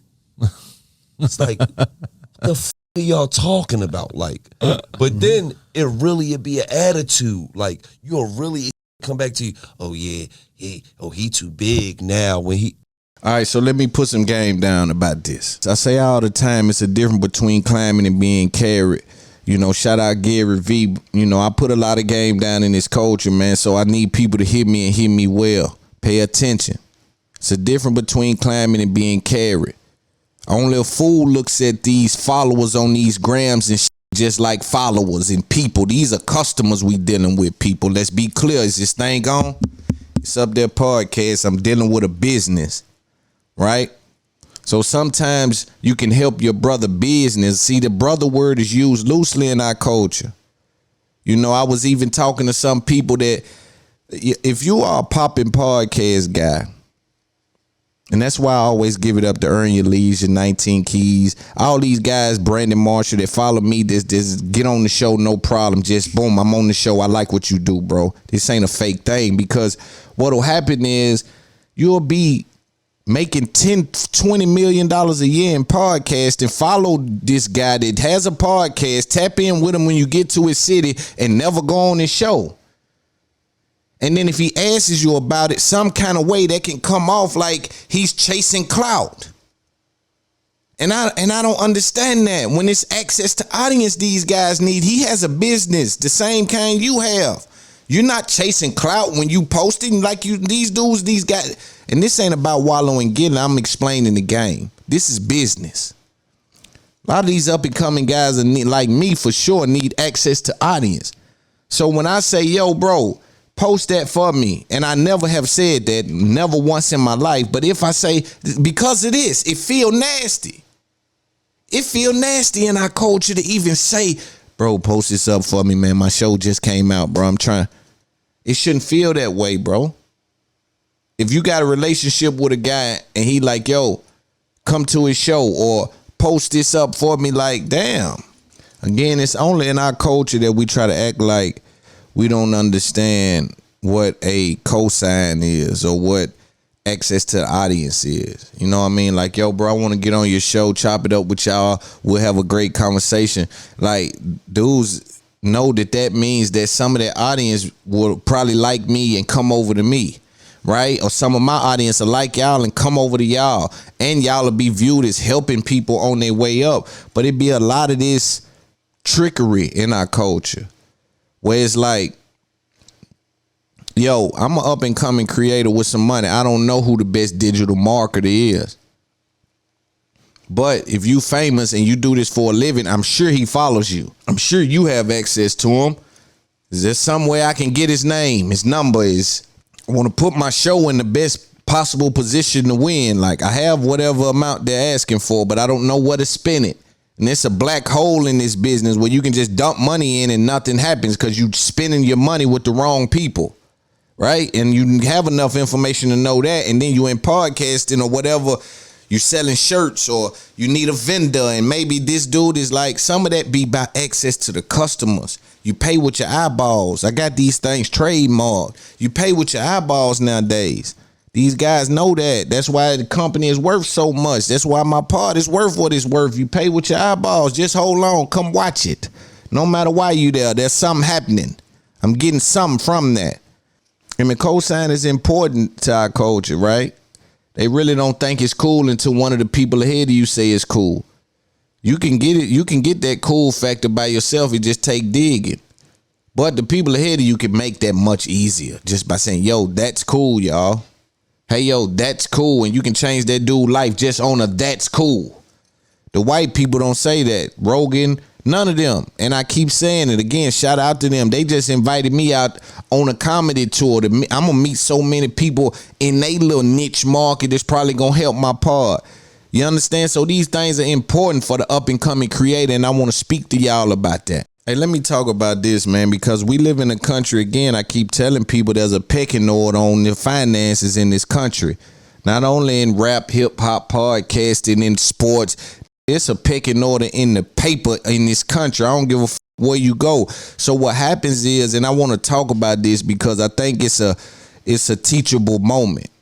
I think that it is a glimpse into what the poor people had to deal with, the people that's building these businesses, right? Because don't get it confused. The cooks, the people that's keeping those stores open, that's opening, that's closing, the people that's cleaning those places, that's just keeping that place up to par, those people keep their business going, right? In 27 years, this Burger King employee had worked for this company and never missed a day. I would like for my audience and anyone within the sound of my voice to watch this video as to what this company provided this young man with at the time of his anniversary after never missing a day for 27 years. This is very nice. From Starbucks, thank you guys. And it's like a lanyard, 2 pins, and a couple of key chains, and 2 lifesavers. So it's good to show what their appreciation for loyalty and for all you've done for the company. This is my reward for work for 27 years. Thank you guys. A movie ticket. So as you seen, he got a movie ticket, 2 pens, 2 lifesavers, a cup, and the guy was a very humble soul. It's almost embarrassing. Not to that, man, just to the state of culture. The state of the mind of the people that's so desperate that they'll help build a company. Get that and can't even express. See, he may not even been feeling that in that moment, but he can't express like, yo, bro, y'all opened the pens? Y'all opened the pack of lifesavers? Like, y'all couldn't at least give me a 5-pack of pens, 5-pack of life? Y'all opened it and threw 2 singles in there? 1 movie ticket, I ain't got a date. What y'all doing? Like, yo, bro, 27 years, never missing a day, and this is how they'll treat you. These companies don't care, bro. I talk about it all the time that a lot of times you sign a deal or you get a welcome packet. Oh, welcome, and it's just generic, very generic email, a very generic box of things. Just welcome to that's just to cover traces. Them folks ain't never even trying to meet you. Them folks don't want to be around you. This world is in a bad place, man. But as soon as you become valuable, like now, I bet you they calling me in because now his voice can be heard. Now he can be loud about, man, you know, I did 27 years and they gave me this. And I didn't really feel like that was right. I never meant right. And so now pull him close because, boy, he got a voice now. You know, and they expect you not to see that or not to have feelings about that or feel a way about that. And at the same time, there was a guy working at McDonald's. In the video, they scrubbed it from online. I don't know why, but the guy was working at McDonald's. There was someone in the drive-thru. And the person in the drive-thru had heard someone telling this guy that his house was on fire and he needed to hurry home. The fire department is at his house as we speak, hosing the house down. And his manager told him he cannot leave. He need to get on fries. And so the girl started recording like, yo, you need to let this dude go. These people don't give a fuck about nobody. They looking at numbers and the bottom line, and it's like that all across the board. You got to be valuable when you valuable, man. But if you want to see a change in this world, you really got to be that change, man, because the way that society is set up, it is no benefit to trying to change it. There's no benefit to helping another creator up. Right? They don't see any benefit in that. They don't see the benefit in giving someone that worked 27 years more than just one movie ticket, 2 pens, 2 lifesavers. Like, what we doing? When you see this kind of shit, man, it make you feel like all the good people just be getting last place. Why sometimes it make you feel like, man, you might gotta cheat a little bit, or you might gotta get a little dirty to get ahead. You know, they say no billionaire is birthed or created. Like, the billionaires got to scratch and claw to get that money. A lot of them got to do something that's inhumane to become a billionaire, or at least something that could be viewed as not honorable, right? To obtain that amount of wealth, it's impossible to do it without abusing ethics. You understand? This is what is said. You know, and it seemed like when you look at this, man, all the good people, man, the dude did 27 years, never missed a day, and that's what he got. 27, 30 years, man. How much money have I been responsible for making? And y'all folks opened the pen. Y'all gave me 2 pens and 1 movie ticket. Y'all folk, man, listen, I keep all the heroes in debt. All the good niggas finish last. Like, be bad out there. I keep telling y'all, they do real bad. They do real bad. It's the suckers they let win. It's the they know will call the police on you that they'll never bother. It's the ones that's gonna keep it in the street that they gonna they'll come in your house with that bullshit. Know what I'm saying? And for me, bro, I'm telling you, it just make you view it a different way. And with this being the thing, I just don't see how we could sell to our children the idea of going to work for these companies like that. And I don't mean getting a job, right? There's getting a job is still a reality. That's still a pathway to conquering life, right? It's what job you get. Some of these jobs are black holes. You understand? And no one to tell you that. Some of these jobs, you only have the ability to help these people build their business. Even when you top out, it's not enough money to transition. They have you topping out at a number that doesn't leave you the room to transition in the business or to have any kind of ownership. And even down at the shop the other day, I was talking to Mr. Winfrey, Oprah's dad, and I was talking to him about some of the guys were in the shop and they were saying, yo, man, I make good money, man. And I worked there for 28 years and I just retired. And they making $38 an hour. And for me, I just was like, that ain't hitting.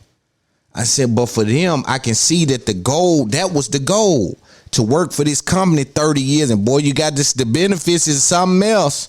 And I'm thinking to myself, yo, it don't hit the same.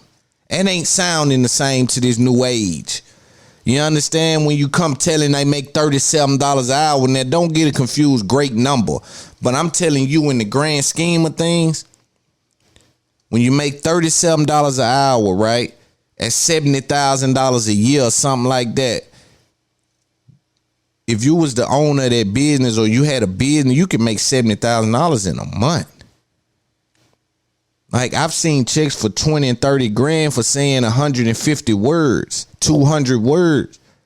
You understand what I'm saying? Of course, those 200 words, I say them once, they play them 100 times, but I might have seen 20 grand off that, 30 grand off that. And so when you say 70 grand for a year, and I'm saying, well, damn, even if you cut yards and you can get a yard for 60 and 8 yards a day and 10 yards, I don't see 10 weeks and then you stop that. And you, like, it just, when you start to add shit up, but they used to sell our mothers on the benefit side. We'll give you 8 weeks off. Yeah, but when you the boss, you take off when you want to take off. You go on vacation when you know what I'm saying? But they never showed us that. They never showed us that the person, there's someone giving you the 8 weeks off. So just imagine what he can do. You know, but they would sell them on the insurance, and which is a great thing. Those are great things to have because you will need them at some point, man. But it's just like 30, 40, 50 years of your life in one spot, and then they repay you with, they used to at least give people watches. Now, even like with Ford, you know, in Ford, let me not say that, but whatever. Ford used to give people watches and a pension. Ain't no more pension and watches. Some of these companies, you give you a watch if you retire from the company and work a certain amount. They don't even, man, they not studying you. You understand why the CEOs making such and such per minute, and you see them chilling and it's a business meeting, but they in Hawaii. Like, come on, man. Like, we know the games, man. I'm playing them now myself. If I do a part in Greece, it was a business meeting I was at. Yeah, I went away to Greece for a business meeting. Let's talk about Roe v. Wade being overturned. Here it is up there podcast. You see a lot of podcasters read press release from other people when they try to explain some of these complex things. Me, I'm just little old me, but I try to at least give y'all my understanding of what we're looking at. Hopefully that helps the game understand exactly what my understanding is about what we're looking at. Maybe now I try to deal with the information and the facts, so I don't try to get emotionally involved. It's hard not to be emotionally involved when you deal with some of these kind of things, especially when you hear some of the comments that followed one of the most historical overturns that we seen.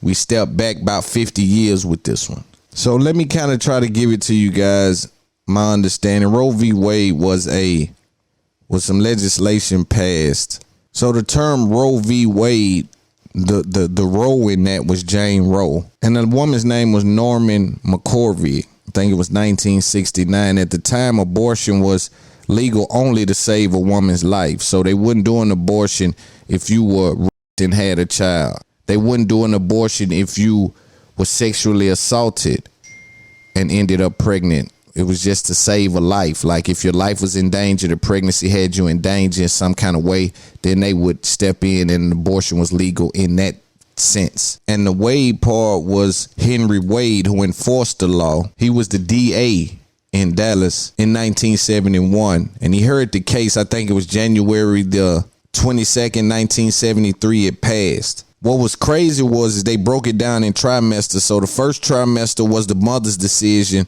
And I think the second and the third, you had government influence, like they can step in and they had decision on it. This is crazy because it violates the rights to privacy, a woman's right to privacy, number one. Then number two, I don't see how you can force someone to keep a child when they may be in a financial situation where they can't even bear the necessities.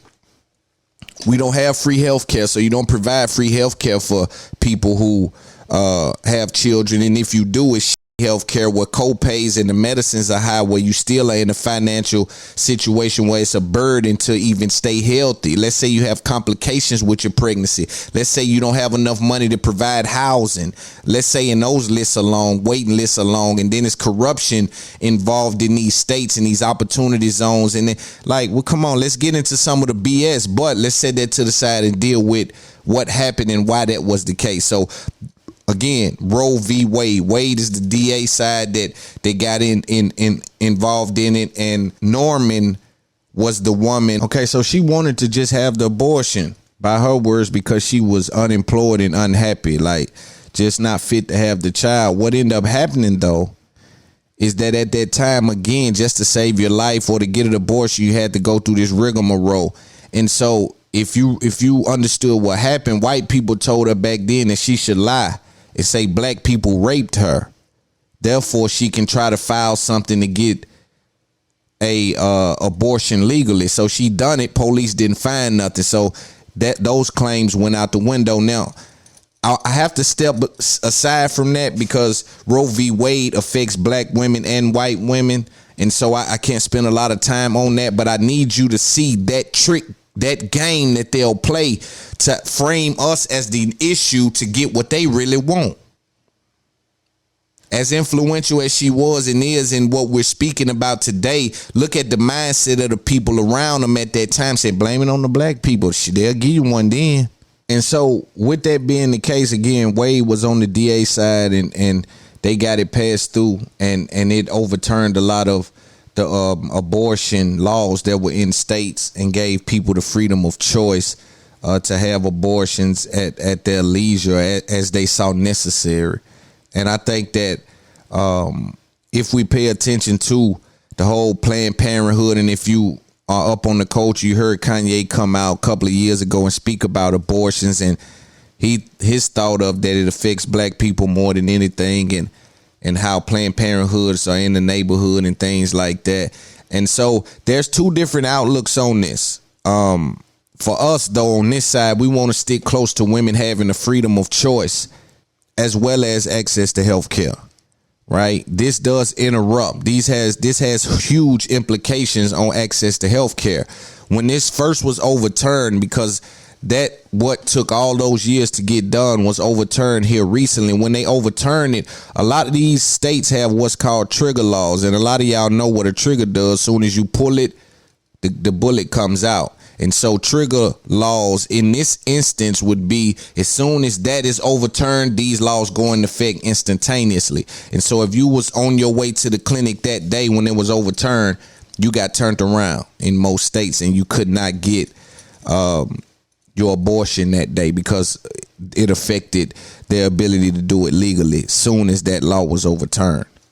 And then some other places had, I think it was like a 30-day waiting time, and it affected in 30 days, but it was 26 states certain or likely to ban abortion based on that overturn. But again, to even have conversations about Roe v. Wade or about some of these things, you got to know how to communicate, right? So if you hear me say something like, yo, this is an undue burden, or you hear some of these words get through around in this arena, it's because those are the cutting through terms that's so effective when we speak about these things. But I'm interested in understanding how a country that doesn't offer free health care wants to stick on you a situation that may or may not be financially possible for you to carry. We just saw a dude work for Burger King for 27 years. That guy, those people in that kind of position right there, they can't take off and take care of children, or if they happen to have a child that's sick for a while. Right, man, it's like the America doesn't even provide you jobs, or right now we have a food shortage. So they're making you keep babies in a world where they can't keep Similac. We're in a country where they're saying keep all babies, and they can't even keep Similac on the shelf. They want you to keep the infant, and they can't even keep Infamil. For me, it's starting to get weird, because even after that, you heard the people, one of these congressmen or Senate dudes said, yo, now do the next one. And the next one was about segregation. And so if they pass that, they can really start implementing segregation. I don't know if I'm mad about that or not. But the idea that they'll even speak on it, let you know, man, they starting to be, either they panicking or they starting to be overtly racist. And see, again, understanding what's happening, this is what they would frame as what's called a settled law, which means like a law that's been in effect a long time. Do you know what it takes to overturn something that's been in effect a long time? Blacks can't get nothing done, man. And they can overturn some things that's giving these women rights and freedom today to what they want to do with their own bodies. Yo, bro, I can't understand it. I'm lost. But I am awoke in regards to what they're willing to do in this world that we live in. Make no mistake about it. This is not a joke. This is not something to wink at. This is a very serious, you better understand the gravity of what's happening and how easy something like this went through. Then people got to ask themselves. That's why you don't hear me champion or denounce people. You hear me deal with information, whether that's the president, whether that's people I love and respect. I deal with the information, right? So a lot of people love Trump because of the checks and the access to the finances. And then now some people got to look at it and say, damn, was them 2 little checks worth it? I ain't talking about the ones that went PPP crazy. I'm talking about just they got the 2 little stimulus. They even started to swing over and act like they wanted to. So for me, you just sit back and look at the landscape and be like, yo, this is starting to get weird. People better pay attention to the laws that's being passed, to the games that's being played, because this is not some kind of joke or something that you should look over. And so the other thing about overturning Roe v. Wade, I think either they don't understand this or they understand it and they don't care. you don't get rid of anything. I need people to hear me and pay attention to what I'm saying, because again, I'm from a place where they didn't provide a structure, but they provided something that they called illegal. So when you say there's no abortions, now you create a black market. Now people are really going to be, in danger when they're going to get these procedures on this black market in these basements, the same way they did shots or BBLs, or the same way that if you say whatever y'all say can't happen, they will find a way to make it happen. So now you just created a super big black market. Now you got a black hole where now you got women gonna be in these dark alleys, these little bitty hotels and spots like that, doing these homemade type of things. Because one thing that doesn't leave is the information that's out there on abortion. So if what they're gonna do is they're gonna go steal or go get the information from the clinics or whatever they were using, and people are gonna start trying to do that on the black market. Now look what you create. You create a black market, and there's no way to view that as being smart or not thinking that that's what's called an unintentional result. Right? For every action, there's a reaction. One is intentional and one is unintentional. So something is going to happen that you can consider, but then there's something that's going to happen that you may not consider. You understand? And this black market that is going to create, because the need or the feeling of a woman not to want to keep the baby doesn't disappear with the little law that you passed. Now you got to deal with me still feeling the same way, but can't go into a legal, healthy establishment to get that done. Now I got to trust Jimmy that lost his license 4 years ago because he was doing such and such, but he doing abortions now. Like, you got to be careful with this kind of thing, man. So our eyes are going to stay open, man. And I see the rallies, and this is a win for white life and all of that. I see what they're doing, right? They calling the dogs, but pay attention. Let's talk about this. Nipsey Hussle's trial is underway. R.I.P. Nip. For those of you unaware, his trial is underway where Eric Holder, the guy, cuz what they call him, is on trial for the murder of Nipsey Hussle. Now, there's a couple different stories going around. The defense, which would be Eric Holder's side, is saying that it was a crime of passion, that he was called a snitch, and so he reacted in such a way without knowing. The dude went and got his strap, came back, and he did that. And then the prosecution side is saying that no, he knew exactly what he was doing. He probably was hating on Nip, and he felt the way. The young lady that he came with has been on the stand testifying that she let him know that, oh my God, that's Nip. I want to take a picture with him. I love Nip. And he called her a groupie or something like that, and kind of felt the way about how she felt the way about the homeboy. And so, I don't know what happened that day, but trial is underway. Reason we speaking about this, we've reached out to Cowboy to come on this Up There podcast, and we're trying to make that happen as we speak. But Cowboy is influential in the case, and he has been on the stand giving his side of what happened to Nipsey that day. And he says Nipsey never got upset with that dude, never said nothing crazy to that dude. Now, the uproar by him getting on the stand comes from Clubhouse, and everybody saying that, street code say you don't get on the stand no matter what. And so that's how people is viewing, and people are saying no matter what. And Cowboy saying, listen, Nipsey was named after me. And so for those of you unaware, in gang culture, usually if you are one of the real rights and you really come from one of these neighborhoods, you probably named after somebody like Baby Looney or Tiny Looney. You understand me? You come up under somebody. And so Cowboy's name was Thundercat, and Nipsey's name in the hood was Lil Thundercat. So he was named after Cowboy. Cowboy's stance is, he killed my little homeboy for nothing. And I ain't gonna let people have on his name that, he told him, you a snitch, get up out of here, because that didn't ever happen. And so that's what he's saying. And so let's listen to his encounter with Wack 100, and we'll come back with some game. I knew what I was going to do. Bro. I knew what I was going to do. So off the top. So we're going to squash that off the top. Yeah. And look, if that's what you're doing, you stand on it, but don't get mad because you got From here to New York and everything in between gonna say, that ain't what we do. That's the law of the land. Hey, that's cool, but all the niggas, but listen, all the niggas talking about that ain't what we do. Them niggas hustlers, them niggas gangsters, them niggas. Don't matter, cowboy. Hustlers, gangsters, Damus, Pirus, GDs, sex, money, murder. Don't matter, bro. Zoe, that's the law of the land. That's one thing we all got in common. Yeah, but you know we ain't supposed to do that, King. No information they don't got, you said. Yeah, I ain't giving no information other than the nature of the conversation. That's the only thing. But the information you giving is helping convict another nigga, bro. Hey, he convicted himself when he shot a nigga broad daylight. Come on. He shot a broad daylight on videotape, nigga. Yo, he shot a nigga in daylight. He shot a nigga in broad daylight on Cowboy, me and you both know. Like, you know, I didn't want to say it, but I'm going to say it. Because, see, Cowboy, you ain't no dumb nigga.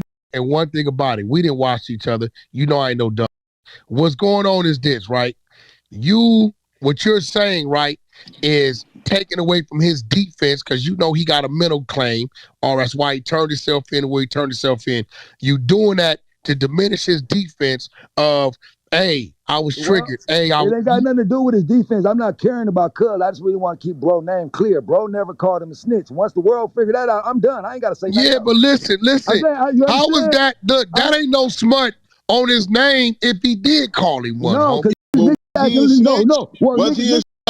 it was the wrong shit. Ain't no paperwork on dude. Cowboy, if you gonna clean it up, clean it up.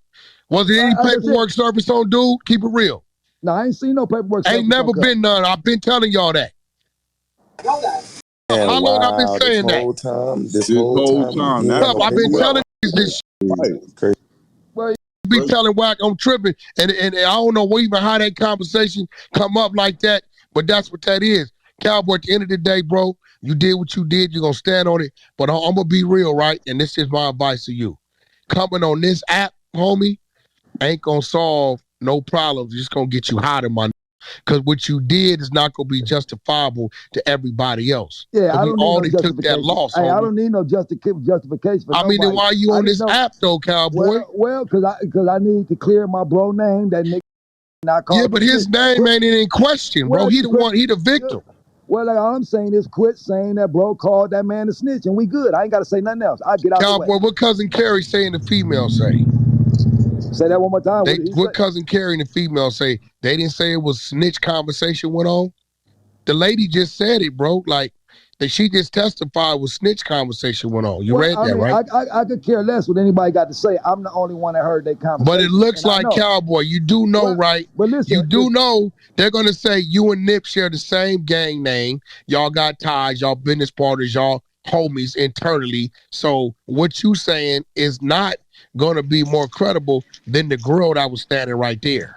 Well, either way it go, the nature of that conversation is all I need. I say that to say this. I don't want you shouldn't even did this because they gonna believe the one that was standing right there when the gun was blazing. Okay, well all that really don't matter. I'm just being real, right? Am I right? Everybody listening. The female that was standing there after taking the picture, confirming was snitch conversation went on. You was inside. So why even do it, homie, when they got a witness that's gonna trump what you saying, homie? No, it just wasn't smart. Well, like I said, I'm going. Cowboy, you understand what I'm saying, though? I understand what you're saying, and I knew when I was going against the grain. I knew what I was doing. Like I said, I've been doing this 32 years. I know. Hey, Cowboy, it ain't no. I ain't gonna question you. Ain't gonna do what you want to do. You know for that. Ain't no questioning that. And this ain't. And for the record, they ain't just found out Cowboy's statement yesterday or the day before, whenever the happened. It came out on TMZ a few years back. Wherever them statements came from, it was up. So it's been new. So when you say what's the whatever, I don't think nothing's gonna happen if you ask me. Well, like I said, there's too many other niggas out here walking around that these niggas out here. I know that. Like, hey, wait, tough. Don't always say that. If you gonna politic, don't always say that. Like, yo, there's too many snitches on the block for a nigga to be talking to me about sending business through an email to a mother 3,000 miles away. I don't want to hear it. Nigga right here driving Rolls Royces on the block, low ride, and all that kind of shit, bro. On hood day, shaking your hand, all that shit. Yeah. All that. So I don't give a about all this selective politicking shit they do. Now, me personally, I'm not I'm not doing that. I done been in this situation. I done had to fight bodies that wasn't mine. They didn't let go who really what it was. I had to sit there and fight it is what it was. The shoe was on the other foot, cowboy. You wouldn't have went in there and took the stand and said, yeah. Man, yeah, had it been, bro. Had it been another gang or something like that, ain't no way in the world I could have took the stand. My thing well, is, it's the same. My thing is, we homies. Cowboy, the biggest killer of 6-0 is 6-0. Am I not right? Well, yeah, you absolutely, man. The last 13, 14 homies, you absolutely right. Every real homie we lost was to a homie. We ain't lost none to no homie. Okay, but Cowboy, did you give statements on any of them? Never. Okay, so what the same rule apply? Hey, yo, what if it was you? What if it was you that's in jail and somebody come there and say that about you? If it was me and I blatantly killed for no reason, I don't know. You tell me. It was no justification. I don't think. Look, I'm gonna say this, bro. Listen, bro. It was no justification for what Cuz did. That wasn't justified. Hey, Cowboy, I'm gonna say this. You understand? I don't think it's right that Nipsey got killed, but they had their discourse, bro. They didn't. They didn't, bro. Like I said, I'm sitting there. They didn't, bro. So let me get this right. Now, Cowboy, me and you can agree. Listen, me and you could agree that little dude had a slight little reputation. Bro, if he was on that, he would have walked up on that already. The conversation occurred, then he left and came back. If he was on that, he gonna walk up like that already, bro. So listen, if the conversation was heated any type of way, believe me, I would have escorted Cuz out of there. Nip is the star. That's like you there. And he shouldn't have got that close, bro. You know that. But I'm saying it's homies. How you not gonna let one of your homies because it wasn't that type of vibe. If it was that type of vibe, we'd have smashed Cuz out that parking lot. Yo, Cowboy, he left and came back. Did he not? Yeah, he shook our hands and left. He shook our hands like, all right, hood, and left. He shook both our hands. But what was the conversation, though? But conversation was about the conversation. Really, what it boiled down to is nobody wanted to listen to that boy CD. That's what it boiled down to. Nobody wanted to listen to this punk CD. So it took me to go to this murder trial and start talking to these witnesses and all these other motherfuckers to find out. Cuz was jumping out with 2 blowers and tell me, you check out my CD. The homie was like, I didn't listen to Cuz CD. I felt he was going to do something. That was 2 days before he shot Nip. Feel me? Cuz was already over there on one. Oh, about that punk CD. Now watch this, Cowboy. Now here we go. You got 3 other people gave statements, right? 2, 3 other people gave statements. Nobody mentioned all that. They whole thing is a discourse about snitching. Yeah, exactly. So like I said, I sat around. And I don't doubt he was doing that with his CD. That's cool. But at that point in time. But now it's making sense to me. I went to these courtrooms and I sat here and I listened. I'm watching people. And it was a witness that came through that never got on the stand. And he explained to me what happened a couple days prior. And I'm like, damn, that makes most sense. I'm trying to figure out. What's going on. Was it a setup? Was it this? Was it that? So for the last 3 years, my brain going crazy trying to figure this shit out. Feel me? So now you know that wasn't no bro. You know that nobody sent that dude over there, bro. Exactly. I know that shit. Nobody do that, bro. And me, hey, listen. And me and Big Dude ain't really hollering, but that was some fucked up shit. Niggas was even putting that on dude. He don't even fuck with the shit he do, bro. You know that, not that one. Yeah. It was never no Draws question don't about. Even It wasn't no bro. question about Big U. Never no question. Nah, but he was pumping that. You know, his brother was pumping that. That wasn't cool, homie. Oh, well, yeah, like I said, we from 60s. I don't know about his brother. So yeah, he not from 60s. Yeah, you right. Yeah. Well, like I said, it's all good. Like I said, I just wanted one thing to be said. All this trial, I went against the grain. I went against the code. I did all that. I admit to all of that. Only because don't be fucking get mad about having a conversation about it. I'm getting mad. I don't mind you. You can call me a snitch all you want. Quit saying ain't nobody called Nip a snitch though, bro. Well, no. I said you can call me a snitch. Just quit saying that Nip called that man a snitch. Nip never. Yeah, but hold on, Cal. But let me ask you a question. Did you say something to the girl who just took the stand who said that? Did I say something to her? Nah, because her word is what count. Ours don't. We can scream it and write it on the wall, bro. It doesn't matter. She was out the car for 53 seconds. I was standing out there the whole time. I didn't leave until she left. So when she left, I left. So the bitch was back in the car. She was back in the car. Cuz shook our hands, got his burger, and left. You understand? So the bitch didn't hear nothing that I didn't hear. I was there the whole time. So when Cuz left, I left. The whole time. You read her statements, right? She just did yesterday, right? No, I didn't read it. You should go read them. Go to Shay, hit them. They up there, bro. They heard her whole statement, bro. She's saying she heard she took the picture And then the snitch conversation went on back and forth, right? And then after that, he left. And then she stayed in the car because her whole thing is she had no idea that she was, transporting the mother murderer. And he did what he went and grabbed what he got, went back, did what he did, and came back and told her to pull off. Like I said, I'm not faulting her. Just did something stupid, bro. And that happens in the hood all the time. It was homies do that shit all the damn time. That's the normal. So what you think did it happen that made him get that angry to leave, come back, and shoot him? That's not what I only keep. shoot him, That's what not I'm only keep. shoot him, like bro. I said, Hold on, because wait, this sounds crazy about the CD. Let me just say this one thing. Let me just say this one thing. Well, hold on, Cowboy. Let me say this one thing. He shot him, bro. Then kicked him after. That was anger. Exactly. That was personal. You got to realize, I'm standing out there with Nip. It was no animosity. If it's any type of word, I would have escorted him out. That's like a headliner. That's just like you got your main artist right there. If a tourist comes saying something stupid, you gonna escort him out the way. It never got heated. But can you say Nipsey was a laid back? I don't think if Nipsey just told him he was a snitch, he'd just be like, "Hey, get up out of here, snitch." Exactly. If Nip had any word. Me and Nip, we active. We get real. So what you think actually? So what are you saying actually happened that made him do that? So you don't think he passively told him he was a snitch?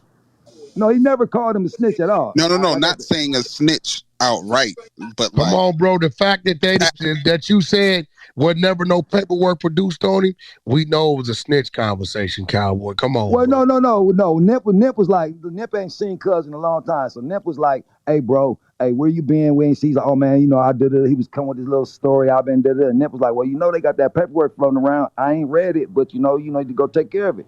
And he did it cool, like homie to homie. I ain't seen you in a while. You need to take care of that shit. He didn't say, "Oh, you a snitch. You told." You feel me? He didn't do none of that. That's probably when the discourse started. Now, and I want, hold on. Just for the record, I want people to just see the reason why I'm examining this is for the youngsters. I need you guys to see how they can bend these things. And so the code you might die by or be the same code bendable depending on the circumstances. Now, I don't say who right or wrong. It ain't my business, but it's my business to observe the culture and give the information out as needed. Right about that, however he made it. It's the comment the Dude world responded. Hold on, Cowboy.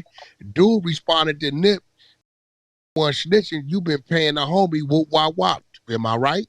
Nah, he didn't respond to that. No, right. like I said, bro. She said whatever she had to say. Yo, I'm not gonna contest. I'm just gonna tell you what I heard, bro. And all I can say is the truth. If bro would have said something like that, bro, I'm gonna let him know. Like I said, I done cleared up all kind of shit about my past. I done cleared up so much shit. Didn't you say he had something like he had to fix something up? Isn't that like insinuating he snitched? Paperwork, exactly. Well, it ain't about fixing it up. It's about, look, bro, that this paperwork around, it ain't really cool. You need to go. That snitch conversation, though.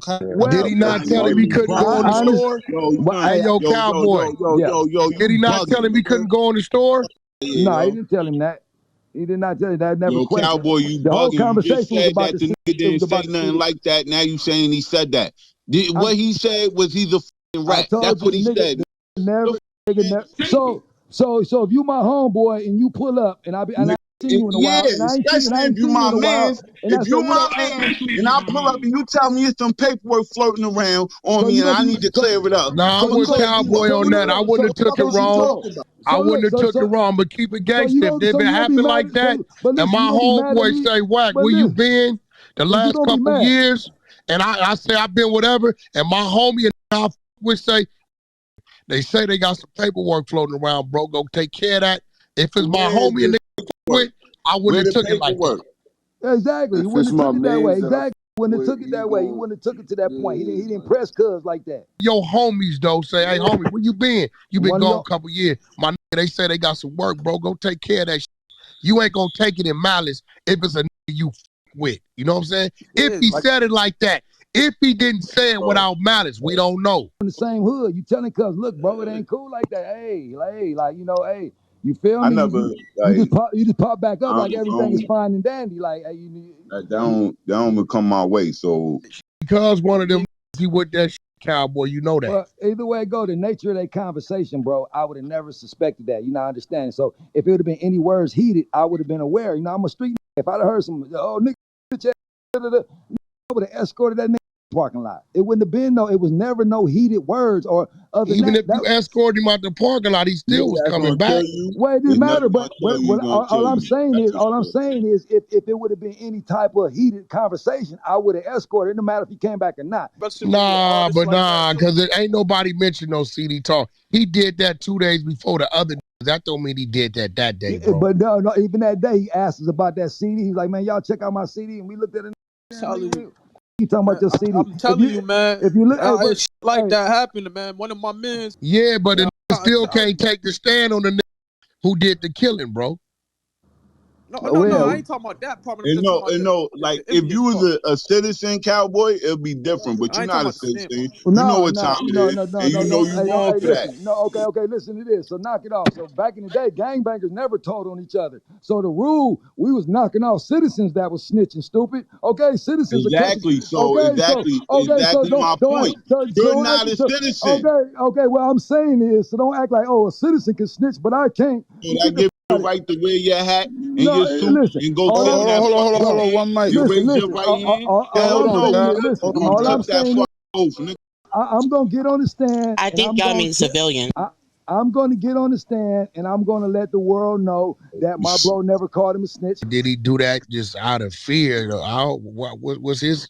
Well, I mean, like I said, he a G. He couldn't say it was nothing for him to say. He did what he had to do. He wasn't nothing for him to say. Like I said, he stuck to the code. That was his decision. He stuck to that code. You know, he wasn't going to. That ain't the code, though, cowboy. What I'm saying, Cuz didn't say nothing. Cuz didn't say no statements. Cousin Kerry didn't give him no statements. Cousin Kerry said, I ain't seen. Cousin Kerry said, I ain't seen that. Well, like I said, when Cousin Kerry and all is on the stand, they make me sit out. I ain't been in the courtroom listening to all their full statements. So, he gave 3 years ago when they did that first briefing, he gave some they all on TMZ. Oh yes, I ain't really sure about all that. Like I said, I ain't no big social media fan. So yeah, because remember, I believe they might have took him into custody for a minute. Yeah, he was on that life of parole. Whatever that worked. And you saying that you rather see him do life in jail than get out and deal with the consequence? Nah, I ain't saying that. Now I would love for the nigga to come out and just get whooped on and beat up and chipped or whatever. But at the same token, I know he in there suffering right now, eating that jelly sandwich. I've been up in there, so he in there suffering right now. We all been there. He on 23 and 1. His phone calls is in the cage and all that. Hey, but you know what? I went on the stand. I got a chance to look Cuz in his eye, and Cuz kept breaking his eye. I stare Cuz down. You know, I felt better to look this dumb nigga in his eye. You know what I mean? They play my Instagram. They play my Instagram in the courtroom. He had a chance to look at me cussing nigga out. I feel better though. I don't give a. I feel what better. They played the Instagram. You was schooling the youngsters. Nah, they played one when I was talking about Cuz. I was on a lunch break and I was down there talking. So they decided. Again, man. So you hear that? You know, for me, you know, R.P. Nip. The game is the game. You know, the rules are the rules. If you subscribe to that bullshit, then you got to fall victim to that bullshit. You know what I'm saying? Unfortunately, for some of us, we grow up in an era or in a neighborhood where those rules apply to us. But as we go further into this new century and new era, man, people are starting to adjust and edit these rules. And I stand on the side of editing a lot of the street rules in regards to the ones that have crashing out, jeopardizing their bag, you know, having their mother crying or their woman crying or their children without a father. Those things, I say we got to edit those. You know what I'm saying? I think honor is something that you got to recognize. You know, you got to know you got it. You know what I'm saying? But again, I know what it's like to be in a situation where you the only with honor. Now, is that honor or is that stupid? If you the only nigga that won't tell out of your crew if shit hit the fan, are you a real nigga or are you a stupid nigga? Because now as I get older, I start to view you as the dumb nigga, as the fall guy, as falling into the trick bag in the dog hole. Because if everybody in right here or do anything not to go where you willing to go, are you a real nigga or are you stupid? Because the shit that you abiding by, if you the only one abiding by that, are you real or are you stupid? I don't know. The shit get weird. The shit it's slippery, but you got to figure that out. For me, I don't abide by none of that shit. You know, I'm a grown man and I operate like one. Now, I do know one thing. I ain't playing with nothing. No games about nothing. You understand? But at the end of the day, all that old, you know, I got to look cool, or if I don't show up to the homeboy neighborhood, then they going to say, man, I am who I am without saying I am. You know what I'm saying? The verifiable, man. You know what I'm saying? I don't feel like I got nothing else to prove. So you won't catch me trying to prove no point. Everything me moving forward is about the bag. Ain't no more going in the trick bag and risking it all. Ain't no more having ride my coattail with the fake brush. I know better. I know live off my legacy. I know niggas tell my people what they supposed to do after I done abided and lived up to the rules that these put in place. And I know you give a blind man eyes, he gonna ask you for eyebrows. Know what's going on. You give a starving nigga a boiled egg, he gonna ask you to peel it for him. These niggas is ridiculous, man. But I know a parasite can't live by itself. He got attached to the real, so I try to keep myself away from parasites. Real know the difference between respect, love, loyalty, and support, and cap. The idea that niggas think they can hit a real street with finesse in this little industry. Bro, if I come out the street for real, maybe you don't believe it and whatever. But bro, I come from where, man, come on, man, I can peep finesse. I've been running this game all my life. Say, I had to come up by myself. I ain't just saying that because it's cool to say. My partner and them went to the Fed when I was 17. I ain't had no plug. I had to figure it out. I'm way on another side of town trying to figure it out.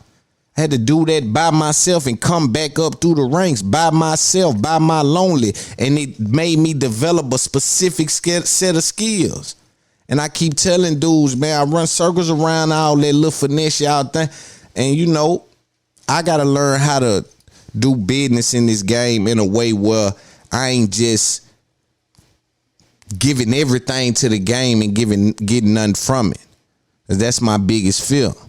That's my biggest fear, is giving everything to the game and getting nothing from it. You can't be one of them. I'll never be one of them. So along the way, I got to figure out what's going on. And I might come off as erratic and irrational because I feel like they tricking me. They ain't telling me something I ain't knowing. You understand? And I'm aware of that because it's too much money at stake. They won't trick me into believing I'm just sitting somewhere talking. I know better than that. I see the numbers like you. I see the impact. You understand? I respect the future. You'll never put me in the trick bag. And then on top of that, I respect business. Right? So I'm doing business. I'm high level game. I'm popping. It ain't nobody in the culture popping. And I'm by myself with no outside influence. So just picture when I get alongside the great minds in the culture, what that look like. Young popping it by itself over there. You know, and I don't got a clout chase. I don't got to steal talking points and regurgitate information because my work good. And good work sell itself. You understand? Good business sell itself and bad business advertise itself. And that's why niggas got more following and fans than me, because bad business and bad shit advertise itself, but good work sell itself. So what I'm doing is selling something, and what they doing is advertising something. It's just a little different. They can live in the same place. What I got to do is develop a specific set of skills to do both of them. But my people respect what I got going on. Like Nipsey said, proud to pay. You got to be one of them fucking with this high level. You can't be no little chump cherry picking the game, taking it over and act like you superior. Come on, man.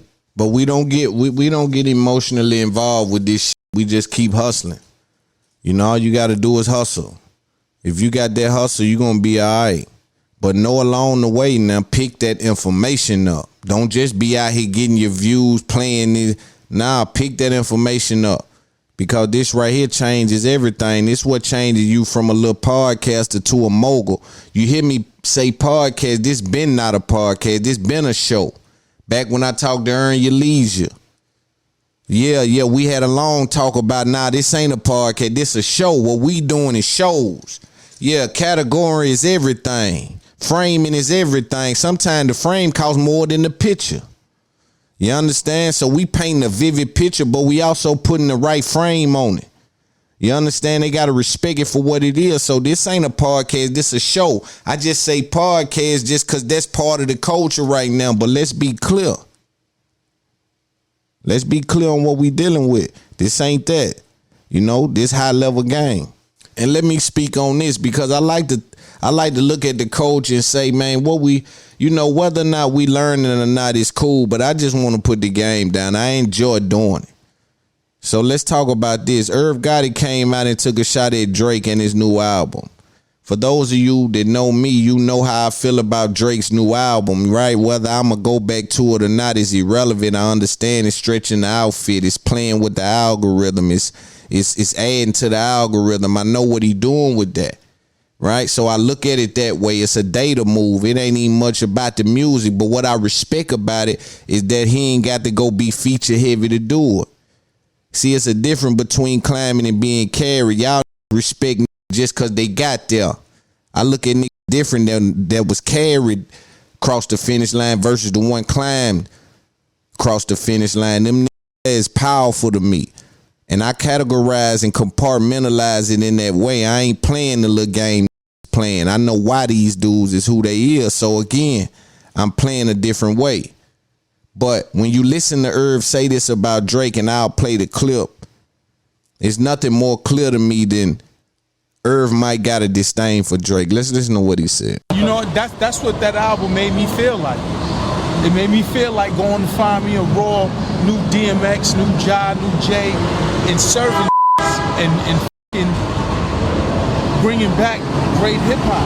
You know, that album is not hip hop. You know, he said I'm gonna wait for everyone to catch up, and I don't want to catch up because catching up is, if that's catching up, then what's that mean for hip hop? And he's so strong and so powerful, he can change the dynamic of shit. Yeah. And any who sees this, please, hip hop, yo.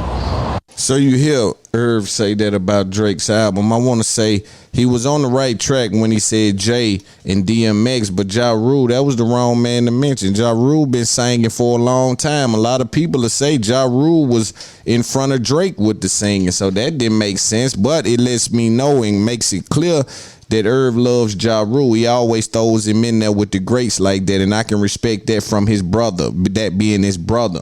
But if we deal with the information, we know Ja Rule was saying more than Drake, or if not on the same pace as Drake in regards to how he was front facing until 50 Cent got involved with that. He was singing like a motherfucker.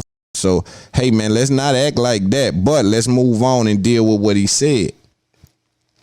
He said that this Drake album wasn't hip hop and he couldn't be more right. It wasn't even classified as hip hop. And if we don't know that Drake is bigger than hip hop, that might speak to why we ain't had an act in a while. See, I remember, and shout out to Jermaine Dupri, legend in the game, love him. Got a lot of respect for what he contributed. But boy, when I seen him on live with $1 Billion Diddy and he didn't engage in that whole thing, it let me know I see why you dudes dropped the ball. I see why y'all having trouble with this new era. Y'all have failed to update. Y'all have failed to update. Y'all living in this new era like it's it's all about it. I remember JD was, I ain't playing. This did it, my nigga. This did it right here. You got on the thing. I ain't playing nothing, man. This is about the music. Oh, man, we ain't playing that game. He playing shit. So you ain't even understand. I see why y'all in two different positions, just like Irv, respectfully. You ain't had nothing pop in a while because you don't understand what you looking at. You got to update that, man. Your eyeballs is seeing it wrong. Number one, you threw Ja Rule in a conversation with Drake when we know that's, come on, dog, that's parallel. He was singing with J-Lo without auto-tune trying to hit the note. So he was reaching like a motherfucker and it was working. Let's be clear. A lot of records were sold. We ain't running from the truth. We just dealing with the information. And niggas is probably rich. So we ain't talking about whether niggas rich or not, but niggas ancient in they thinking. It's back then in they thinking, man. You know what I'm saying? This wasn't a hip hop album. This was stretching the algorithm. We playing a different game, son. We done chased up on you and passed that little shit you got. Respectfully to your hustle, boy, but we kicking that little shit around you made in your career. That's how Drake and them looking at it. Yo, what you made in your career, that's my bathroom money. That's setup I got in them 4 bathrooms right there. That's what you made your whole career. You know, that's a 30 piece. I got tied up in them 2 houses on the West Coast. That's your career right there. You know what I'm saying? So now, man, you got to know is stretching the algorithm trying to make the money. And then I told y'all that, see, I like to update my audience and keep is on top of the game. This album for Drake, honestly, never mind to be the top of all dance charts and algorithms and awards that you can get in dance. It's going to be what's called slow but steady. And the only reason it's called slow is because dude do 500 and 600 when he come out. So the 250 he done is a slow and steady. But the steady is the part that niggas fear is always ignoring. Don't you never ignore steady. Yeah, steady is important as a motherfucker. Yeah, slow don't you worried about slow. You ain't hear steady in there. But that's what you should have been worried about. Cause slow don't mean stop. Slow just mean not as fast as normal, motherfucker. It's just, and normal depend on who you're dealing with. See how you got to pay attention to words. But I'm telling you, it's gonna be at the top of all charts, all genres. And I explained to my audience before that Joe Rogan, the reason why they had to give him so much money is because he was getting a level of marketing that you cannot pay for. That up next category that you get on Apple and Spotify, all that, because your downloads and your interest and your retention is so high, you can't even pay for that, home. I can't pay Apple to put me next up. You can't even pay Joe Rogan. If you listen to a podcast about anything, he was up next. He was up next in every up next category. So when you make me go exclusive, I pull myself out of all that marketing. And so how that ties into Drake is all that algorithm that he took over for dance now pushes him up. So anyone across the world listening to dance, they next up song will be a Drake dance song. And that's going to keep him steady in that space and going to make money in that space. So you just got to know the business to understand what you're looking at. And people don't speak on it. I thought because they were hiding it. It's really because they don't know. No. They ain't giving this game. They ain't hiding this game from y'all. They just don't know this game. If they knew this game, they'll speak about it because it's worth too much money. It's worth talking like this here about this kind of shit. This is worth money. These the conversations they paying top dollar to have. You understand? Only place you get them is here. And we'll talk about this topic and get out of here. I gave y'all a long podcast. Again, a lot of y'all cherry picking. I promise you this here. I'm finna stop doing this. This is a promise. Listen, y'all have an opportunity to keep this going, but you gotta go to Patreon or you gotta go somewhere cause all this free shit is finna be out the door. I'm sick of it, and I'm seeing y'all make this rich that ain't doing half of what I'm doing. These dudes making $10 million a year and they ain't doing half the work I'm doing. They ain't got half the game I got. And so it's offensive not to me, but to my family. You understand? I'm the boss of the family. It's offensive to my family how much work I put in and y'all getting these other rich for doing half of what I'm doing. So now you disrespecting my hustle. I come from where I can have my hands in a number of things. I'm like a motherfucking octopus, nigga. You dealing with the highest level of game. I ain't one of these little I don't got to sit up and get this kind of game out to the coach about you. Man, come on, man. Hey, yo, respect the game, man. Y'all pissing me off respectfully. I love all y'all, but I got to talk like this because y'all don't understand what you're dealing with. For me, it's unfortunate because I just try to get a game out. I enjoy doing it. You know, we financially in a place where we can do it, but my contract don't say I got to do this much. And I'm starting to feel like people don't understand. You understand? I'm in a good position. I don't have to do this much. I can literally stop and create another show and get another bag. You understand? It probably make better business sense. So I'm telling people that if you think this is a game, I can show you. I'm one of them. I ain't gonna talk too much longer. You're gonna get 59 minutes and I'm out the door. One topic and I'm out the door. You're gonna have to deal with it, or you're gonna have to come to Patreon, support the movement in a real way, or we gonna shut it down. I'm gonna turn your ward off. A lot of people living off this shit, stealing my game, my talking points. I can turn the ward off. I'm influential right now. I know they see my name when I jump in they chat. They respond and they saying shit. I know what's going on. I ain't no dumb. They slick in this game. You know, they throw you off the trail. You understand? Keep your motherfucking eyes open. But again, you dealing with the highest level of game. They won't convince me that I gotta climb a tree to catch a fish. I ain't one of them kind of. I know the difference between shit and sugar. I know y'all saying like it's brown sugar. I know what's going on. So I'm involved with this shit. And they got to pay me. Know what I'm saying? I ain't finna keep playing the game. But let's respect the game for what it is. Let's talk about this on this Up There podcast. I like to sometimes talk about relationships. I talk about music, society, culture, lifestyle, entertainment, information. This shit is just gold, right? So we talk about everything. But I seen a clip going around. It was a very interesting clip to me. And evidently a very interesting clip for a lot of people because it ended up going viral. So it's a clip of a preacher. Let's play the clip and then we'll come back with some game.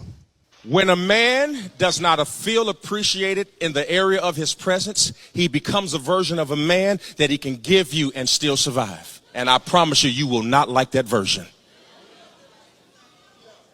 That version of him is silent, frustrated, sharp with his words, short-tempered. How many of y'all been getting that lately? Non-communicative.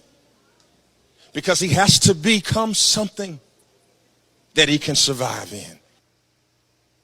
When a man does not feel appreciated. It's a couple words in there that you got to pay attention to. He said when a man doesn't feel appreciated, he becomes a version of himself that can still survive. And see, you got to understand what that means. It basically is almost like a nigga shed some skin. Men have packages offer you the supreme pizza. Offered you the supreme package. You got all the bells and the whistles. But then your behavior didn't align with expectation. So now went pepperoni on you and bagged all that other off the table. And it sound good. You like pepperoni till you got to eat pepperoni every day. Yeah, pepperoni pizza sound good till you got to eat it every motherfucking day. So you look at it different. A nigga offer you something that ain't but a bare minimum of what he has to offer because you don't appreciate when he go the extra mile. A lot of people take your kindness for weakness.